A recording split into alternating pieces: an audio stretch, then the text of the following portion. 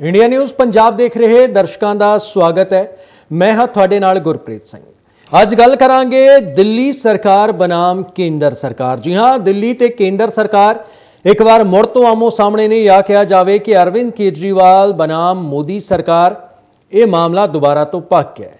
दरअसल पिछले हफ्ते सुप्रीम कोर्ट के वलों दी एक हुक्म जो है वो जारी किया गया सीगा, जिस दे विच दिल्ली सरकार नूं अरविंद केजरीवाल की चुनी हुई सरकार नूं ये हुक्म दिते गए सन कि उन्हां नूं राहत दी गई सीगी। पिछले 8 सालों तो यह मामला चल रहा सीगा कि जिहड़े अफसरां दीयां ट्रांसफर होणीआं ने, पोस्टिंग होणीआं ने, वो दिल्ली सरकार का हक है। यह फैसला दिल्ली सरकार के अरविंद केजरीवाल होरां दे हक दे विच आया सीगा।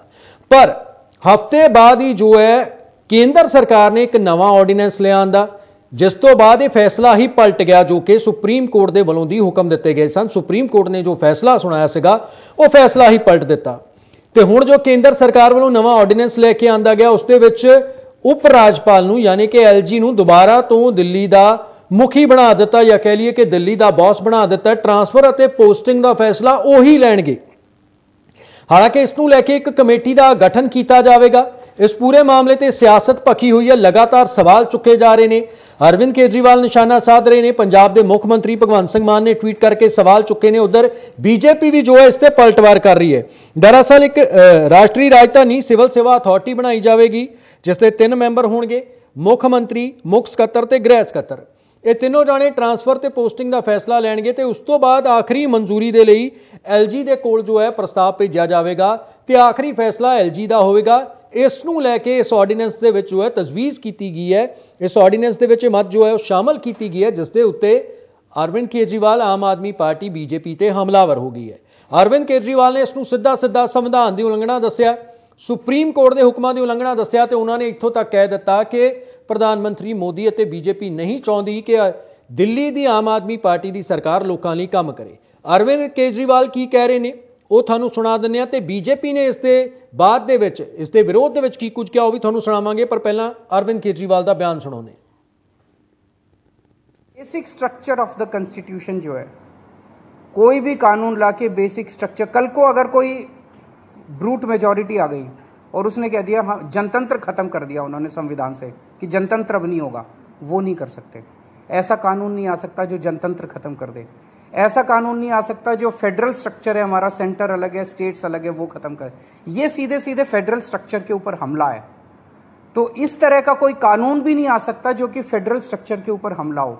तो कई सारे कॉन्स्टिट्यूशनल बेसिक कॉन्स्टिट्यूशनल प्रिंसिपल्स हैं, basic structure of the constitution है जिसके ऊपर हमला किया गया इस ऑर्डिनेंस के द्वारा।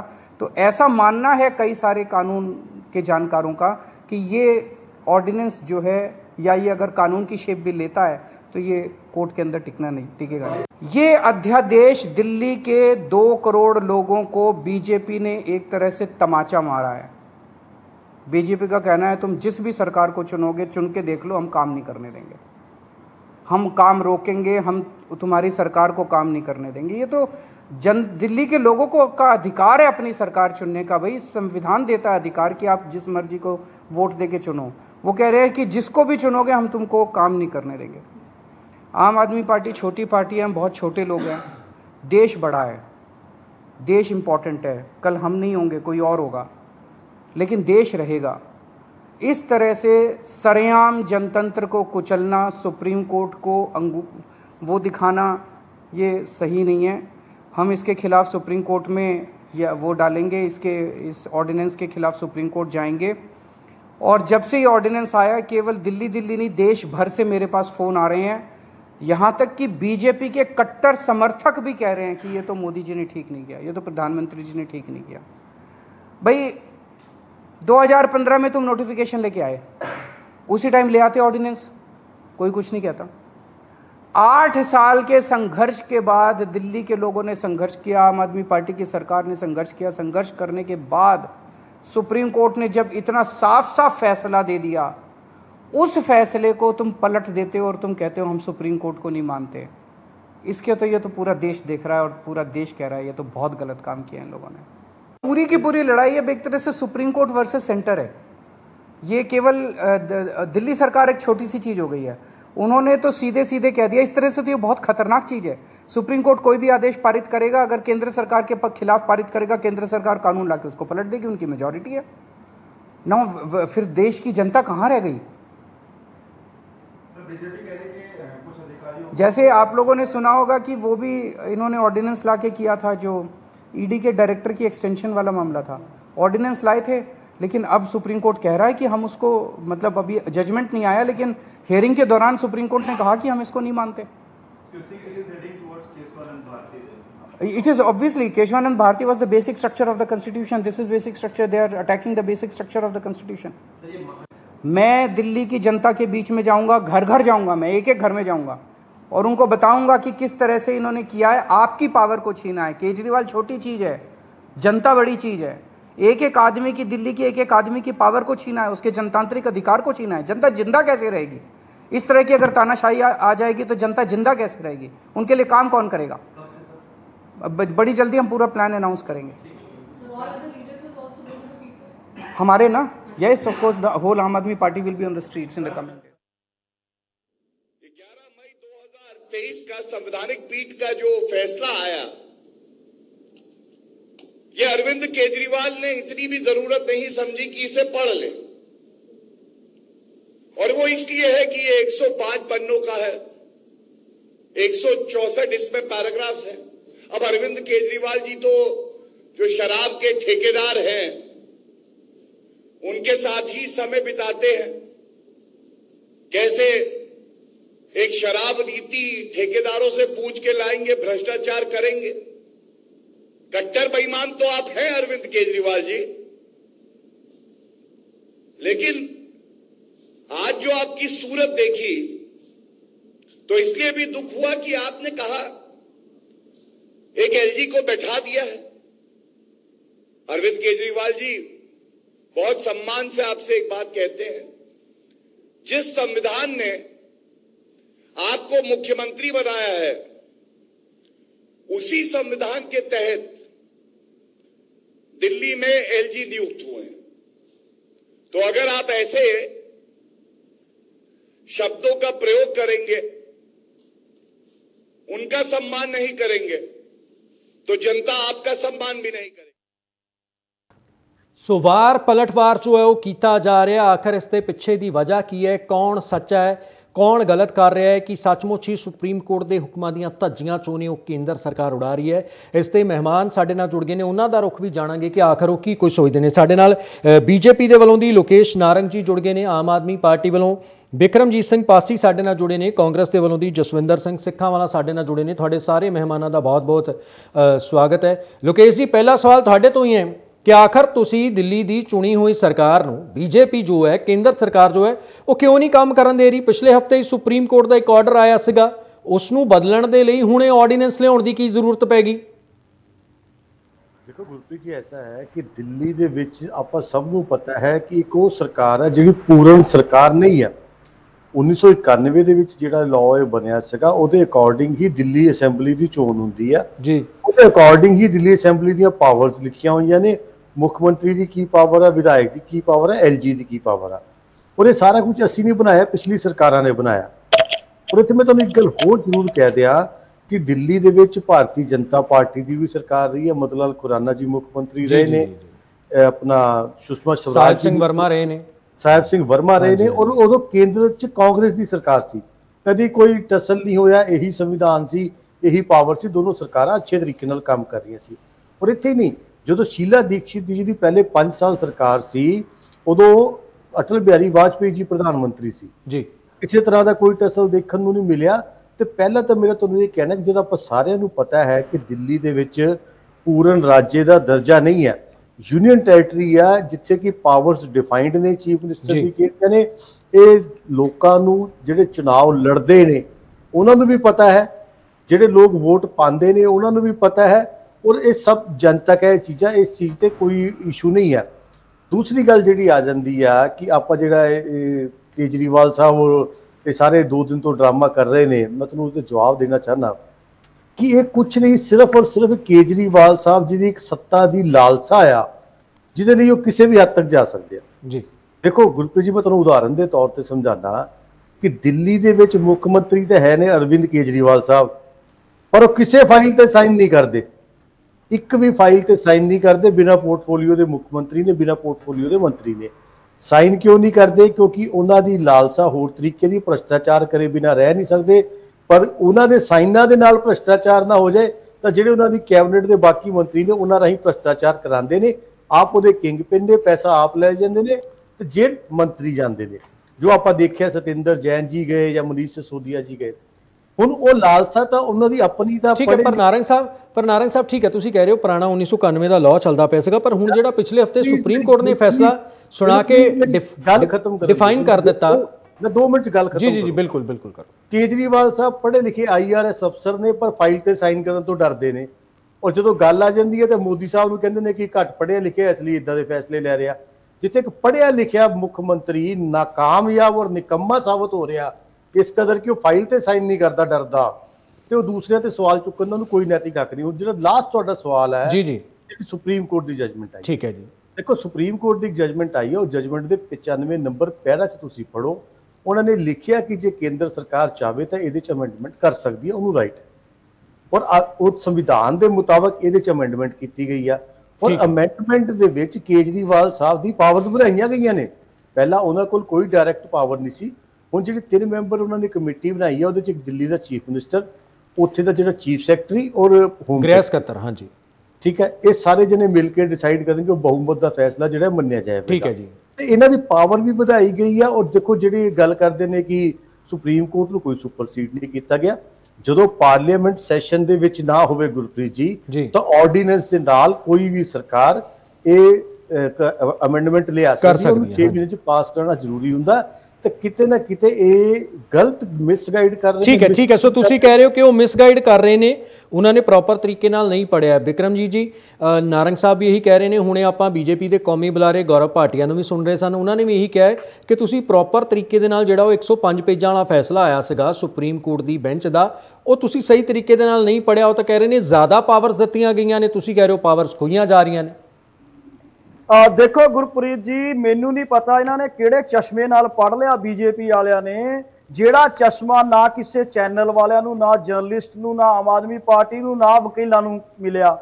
ਇਹ ਕਹਿੰਦੇ ਆ ਜੀ ਸੁਪਰੀਮ ਕੋਰਟ ਨੇ ਫੈਸਲਾ ਇਹ ਦਿੱਤਾ। ਇਹ ਇਕੱਲੇ ਪੈਰਾ ਨੰਬਰ 95 ਦੀ ਗੱਲ ਕਰਦੇ ਆ। ਮੈਂ ਇਹਨਾਂ ਦੀ ਇੱਕ ਹੀ ਗੱਲ ਦਾ ਜਵਾਬ ਦੇਣਾ ਚਾਹੁੰਦਾ ਨਾਰੰਗ ਸਾਹਿਬ ਦੀ ਦਾ। ਐਕਚੁਅਲ 'ਚ ਸੱਤਾ ਦੀ ਲਾਲਸਾ ਬੀਜੇਪੀ ਦੀ ਆ। ਔਰ ਜਦੋਂ ਦੇ ਕਰਨਾਟਕ ਦੇ ਚੁਣਾਵ ਹੋਏ ਆ ਨਾ ਜੀ, ਇਹ ਮੈਨੂੰ ਕਹਿਣ 'ਚ ਕੋਈ ਗੁਰੇਜ਼ ਨਹੀਂ, ਬੀਜੇਪੀ ਨੂੰ ਆਪਣਾ ਆਧਾਰ ਖਿਸਕਦਾ ਨਜ਼ਰ ਆ ਰਿਹਾ ਤੇ ਹੁਣ ਇਦਾਂ ਦੀਆਂ ਹਰਕਤਾਂ ਤੇ ਆ ਗਈ। ਕਿਉਂਕਿ ਹਮੇਸ਼ਾ ਹੀ, ਚਾਹੇ ਮੱਧ ਪ੍ਰਦੇਸ਼ ਦੀ ਐਗਜ਼ਾਮਪਲ ਦੇਖ ਲਓ ਤੁਸੀਂ, ਚਾਹੇ ਹੋਰ ਜਿੰਨੀਆਂ ਮਰਜ਼ੀ ਸਟੇਟਸ ਦੀ, ਮਹਾਰਾਸ਼ਟਰ ਦੀ ਦੇਖ ਲਓ, ਬੀਜੇਪੀ ਸੱਤਾ ਦੀ ਲਾਲਸਾ ਦੇ ਵਿੱਚ ਇੰਨੀ ਲਿਪਤ ਹੈ ਕਿ ਸੱਤਾ ਤੋਂ ਬਗੈਰ ਰਹਿ ਨਹੀਂ ਸਕਦੀ। ਔਰ ਦਿੱਲੀ ਦੇ ਵਿੱਚ ਇਹਨਾਂ ਨੂੰ ਤੀਜੀ ਵਾਰ ਕਰਾਰਾ ਤਮਾਚਾ ਵੱਜਿਆ MLA ਇਲੈਕਸ਼ਨ ਦੇ ਵਿੱਚ, ਅਸੈਂਬਲੀ ਇਲੈਕਸ਼ਨ ਦੇ ਵਿੱਚ, ਜਦੋਂ ਕੇਜਰੀਵਾਲ ਜੀ ਨੂੰ ਤੀਜੀ ਵਾਰ ਮੁੱਖ ਮੰਤਰੀ ਬਣਾਇਆ। ਚੌਥਾ ਕਰਾਰਾ ਤਮਾਚਾ ਵੱਜਿਆ MCD ਦੇ ਵਿੱਚ।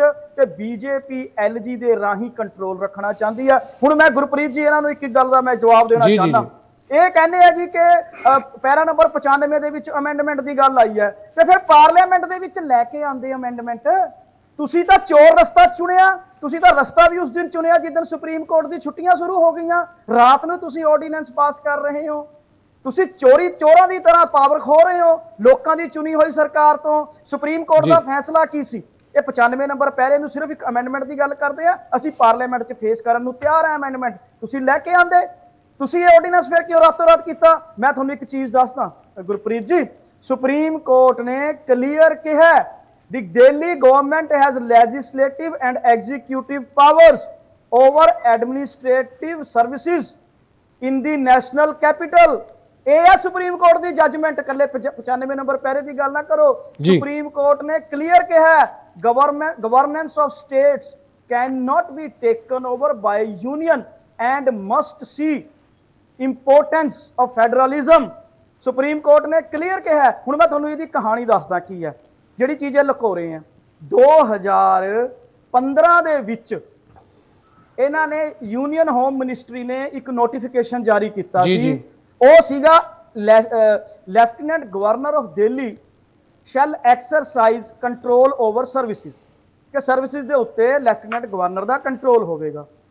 ਉਹਦੇ ਖਿਲਾਫ ਦਿੱਲੀ ਗਵਰਨਮੈਂਟ ਹਾਈ ਕੋਰਟ ਦੇ ਵਿੱਚ ਗਈ ਜੀ। ਉਹਨਾਂ ਨੇ ਚੈਲੰਜ ਕੀਤਾ। ਹਾਈ ਕੋਰਟ ਨੇ ਅਪਹੈਲਡ ਕਰਤਾ ਤਾਂ ਉਹ ਸੁਪਰੀਮ ਕੋਰਟ ਦੇ ਵਿੱਚ ਗਈ।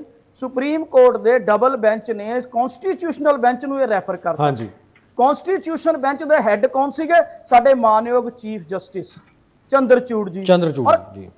ਔਰ ਦੇਖੋ, ਸੰਵਿਧਾਨ ਦੀ ਪਰਿਭਾਸ਼ਾ ਸੁਪਰੀਮ ਕੋਰਟ ਨੇ ਦੇਣੀ ਹੈ। ਅਸੀਂ ਲੋਕਤੰਤਰ ਦੀ ਲੜਾਈ ਵੀ ਲੜ ਰਹੇ ਹਾਂ, ਅਸੀਂ ਸੁਪਰੀਮ ਕੋਰਟ ਦੀ ਮਰਿਆਦਾ ਦੀ ਲੜਾਈ ਵੀ ਲੜ ਰਹੇ ਹਾਂ, ਜਿਹਨੂੰ ਠੀਕ ਹੈ, ਬੀਜੇਪੀ ਠੀਕ ਹੈ। ਲਗਾਤਾਰ ਘਾਣ ਕਰ ਰਹੀ ਹੈ। ਜੀ, ਇੱਕ ਜੀ। ਮਿੰਟ ਲਾਉਂਗਾ ਸਰ, ਇੱਕ ਠੀਕ ਮਿੰਟ ਹੈ, ਲਾਉਂਗਾ। ਪੰਜੋਂ ਸਾਡੇ ਆਨਰੇਬਲ ਜੱਜਿਸ ਨੇ ਯੂਨੈਨਿਮਸਲੀ ਇਹ ਫੈਸਲਾ ਕੀਤਾ ਹੈ ਕਿ ਦਿੱਲੀ ਸਰਕਾਰ ਨੂੰ ਜਿਹੜੇ ਹੈ ਐਡਮਿਨਿਸਟ੍ਰੇਟਿਵ ਟ੍ਰਾਂਸਫਰਸ ਦੇ ਅਧਿਕਾਰ ਹਨ। ਤਿੰਨ ਸੈਕਟਰ ਉਹਨਾਂ ਨੇ, public order, police and land ਜੀ, ਉਹ ਛੱਡ ਕੇ। ਔਰ ਇਹ ਕੀ ਕਰ ਰਹੇ ਹੈ? ਇਹਨਾਂ ਨੇ ਵੇਟ ਕੀਤੀ ਛੁੱਟੀਆਂ ਹੁੰਦੀਆਂ ਤੇ ਨਾਲ ਦੀ ਨਾਲ ਇਹ ਆਰਡੀਨੈਂਸ ਲੈ ਕੇ ਬੈਕਡੋਰ ਐਂਟਰੀ ਕਰ ਰਹੇ ਆ, ਠੀਕ ਹੈ। ਲੋਕਤੰਤਰ ਦੀ ਹੱਤਿਆ ਸੋ ਤੁਸੀਂ ਕਹਿ ਰਹੇ ਹੋ ਕਿ ਬੈਕਡੋਰ ਐਂਟਰੀ ਹੈ, ਦਿੱਲੀ ਦੇ ਲੋਕਾਂ ਦੇ ਨਾਲ ਜੋ ਹੈ ਧੋਖਾ ਕੀਤਾ ਜਾ ਰਿਹਾ ਹੈ। ਜਸਵਿੰਦਰ ਸਿੰਘ ਸਿੱਖਾਂ, ਠੀਕ ਹੈ ਸਰ, ਠੀਕ ਹੈ। ਆਰਡੀਨੈਂਸ ਸੁਪਰੀਮ ਕੋਰਟ ਨੇ ਸੈੱਟ ਅਸਾਈਡ ਕੀਤਾ, ਕਿਆ ਉਸ ਨੂੰ ਇਹ ਗਲਤ ਤਰੀਕੇ ਨਾਲ ਲੈ ਕੇ ਆਏ ਨੇ, ਤੁਸੀਂ ਇਹ ਕਹਿ ਰਹੇ ਹੋ, ਠੀਕ ਹੈ। ਬਿਲਕੁਲ ਕੰਨ ਏਦਾਂ ਨਹੀਂ ਫੜ ਰਹੇ, ਦੂਜੀ ਤਰ੍ਹਾਂ ਫੜ ਰਹੇ। ਠੀਕ ਹੈ ਜੀ, ਠੀਕ ਹੈ ਬਾਸੀ ਸਾਹਿਬ। ਜਸਵਿੰਦਰ ਜੀ, ਤੁਸੀਂ ਕਿਵੇਂ ਦੇਖਦੇ ਹੋ ਇਸ ਨੂੰ? ਤੁਹਾਨੂੰ ਕੀ ਲੱਗਦਾ? ਆਪਾਂ ਪਹਿਲਾਂ ਵੀ ਸ਼ਾਇਦ ਜਦੋਂ ਲਾਸਟ ਇਹ LG ਵਾਲਾ ਮਾਮਲਾ ਹੀ ਕੋਈ ਆਇਆ ਸੀਗਾ, ਉਦੋਂ ਤੁਸੀਂ ਚਰਚਾ ਦੇ ਵਿੱਚ ਸਾਡੇ ਨਾਲ ਜੁੜੇ ਸੀਗੇ। ਇਹ ਲਗਾਤਾਰ ਮਾਮਲਾ ਹੁੰਦਾ ਜਾ ਰਿਹਾ ਹੈ, ਕਦੇ LG ਨੂੰ ਲੈ ਕੇ, ਖਾਸ ਤੌਰ ਤੇ ਦਿੱਲੀ ਦੇ ਵਿੱਚ ਦੇਖਿਆ ਜਾਵੇ, ਜਾਂ ਫਿਰ ਉਹਨਾਂ ਥਾਵਾਂ ਦੇ ਉੱਤੇ ਵੀ ਜਿੱਥੇ ਬੀਜੇਪੀ ਦੀ ਸਰਕਾਰ ਨਹੀਂ ਹੈ, ਅਜਿਹੇ ਮਾਮਲੇ ਸਾਹਮਣੇ ਆ ਰਹੇ ਨੇ। ਕਿਵੇਂ ਤੁਸੀਂ ਇਸ ਮਾਮਲੇ ਨੂੰ ਦੇਖਦੇ ਹੋ ਕਿ ਤੁਹਾਨੂੰ ਲੱਗਦਾ ਹੈ ਕਿ ਪਾਵਰ ਹਥਿਆਉਣ ਦੇ ਲਈ ਜਾਂ ਫਿਰ ਇੱਕ ਚੁਣੀ ਹੋਈ ਸਰਕਾਰ ਨੂੰ ਕੰਮ ਨਾ ਕਰਨ ਦੇਣ ਦੇ ਲਈ ਇਹ ਕੁਝ ਹੋ ਰਿਹਾ ਹੈ ਜਾਂ ਕੁਝ ਹੋਰ ਹੈ? ਦੇਖੋ ਜੀ, ਸਭ ਤੋਂ ਪਹਿਲਾਂ ਤਾਂ ਆਪਾਂ ਜਿਹੜੀ ਕੇਜਰੀਵਾਲ ਸਾਹਿਬਾਂ ਦੀ ਗੱਲ ਸੁਣ ਰਹੇ ਸੀ ਜੀ, ਇਹ ਬਿਲਕੁਲ ਹੀ ਗੁੰਮਰਾਹ ਕਰਨ ਵਾਲੀਆਂ ਗੱਲਾਂ ਸੀ ਕੇਜਰੀਵਾਲ ਸਾਹਿਬ ਦੀਆਂ। ਹੁਣ ਸਭ ਤੋਂ ਪਹਿਲਾਂ ਤਾਂ ਸਾਡੇ ਦਰਸ਼ਕਾਂ ਨੂੰ ਇਹ ਗੱਲ ਸਮਝਣੀ ਚਾਹੀਦੀ ਹੈ ਕਿ ਦਿੱਲੀ ਇੱਕ ਯੂਟੀ ਹੈ, ਯੂਨੀਅਨ ਟੈਰੀਟਰੀ ਹੈ, ਕੇਂਦਰੀ ਸ਼ਾਸਿਤ ਪ੍ਰਦੇਸ਼ ਹੈ। ਬਹੁਤ ਸਿੰਪਲ ਗੱਲ ਹੈ। ਉੱਥੇ ਕੋਈ ਪੂਰਨ ਰਾਜ ਨਹੀਂਗਾ, ਉੱਥੋਂ ਦੀ ਚੁਣੀ ਹੋਈ ਜਿਹੜੀ ਸਰਕਾਰ ਹੈ ਉਹ ਕੋਈ ਖੁਦ ਮੁਖਤਿਆਰ ਸਰਕਾਰ ਨਹੀਂ। ਪਹਿਲੀ ਗੱਲ ਤਾਂ ਇੱਥੇ ਫੁੱਲ ਸਟਾਪ ਲੱਗਣਾ ਚਾਹੀਦਾ ਜੀ। ਫਿਰ ਉਸ ਤੋਂ ਬਾਅਦ ਜਿਹੜੀਆਂ ਯੂਟੀ ਹੈ ਸਾਡੇ, ਉਹ ਸਿਰਫ 2 ਯੂਟੀ ਹੈ, ਪੌਂਡੀਚੇਰੀ ਤੇ ਦਿੱਲੀ ਜੀ। ਇਸ ਤੋਂ ਪਹਿਲਾਂ ਜਿਹੜੇ ਪਹਿਲੇ ਇਲੈਕਸ਼ਨ ਹੋਏ ਸੀ ਉਹ 1952 ਦੇ ਵਿੱਚ ਹੋਏ ਸੀ ਦਿੱਲੀ ਦੇ। ਉਦੋਂ ਕਾਉਂਸਲ ਆਫ ਮਿਨਿਸਟਰਸ ਬਣਦੀ ਸੀ। ਫਿਰ ਉਸ ਤੋਂ ਬਾਅਦ ਅਮੈਂਡਮੈਂਟ ਕਰਕੇ 1991 ਵਾਲੀ, ਜਿਸ ਤਰ੍ਹਾਂ ਲਕੇਸ਼ ਜੀ ਨੇ ਵੀ ਗੱਲ ਦੱਸੀ ਸੀ, ਮੈਂ ਉਹੀ ਗੱਲ ਰਿਪੀਟ ਕਰੂੰਗਾ ਕਿ 1993 ਦੇ ਵਿੱਚ ਫਿਰ ਜਿਹੜੀ ਕੰਪਲੀਟ ਇੱਕ ਜਿਹੜੀ ਵਿਧਾਨ ਸਭਾ ਬਣਾ ਕੇ ਉਹਦੇ ਇਲੈਕਸ਼ਨ ਹੋਏ, ਜਿਹਦੇ ਕਿ ਪਹਿਲੇ ਮੁੱਖ ਮੰਤਰੀ ਮਦਨ ਲਾਲ ਖੁਰਾਣਾ ਜੀ ਬਣੇ, ਜਿਹੜੇ ਕਿ ਬੀਜੇਪੀ ਦੇ। ਔਰ ਉਦੋਂ ਤੋਂ ਲੈ ਕੇ ਇਹ ਇਸੇ ਤਰ੍ਹਾਂ ਹੀ ਚੱਲਦਾ ਆ ਰਿਹਾ ਹੈ। ਕਿਉਂ? ਸਭ ਤੋਂ ਪਹਿਲੀ ਗੱਲ ਇਹ ਸਮਝਣੀ ਚਾਹੀਦੀ ਹੈ ਵੀ ਦਿੱਲੀ ਯੂਟੀ ਕਿਉਂ ਹੈ ਜੀ।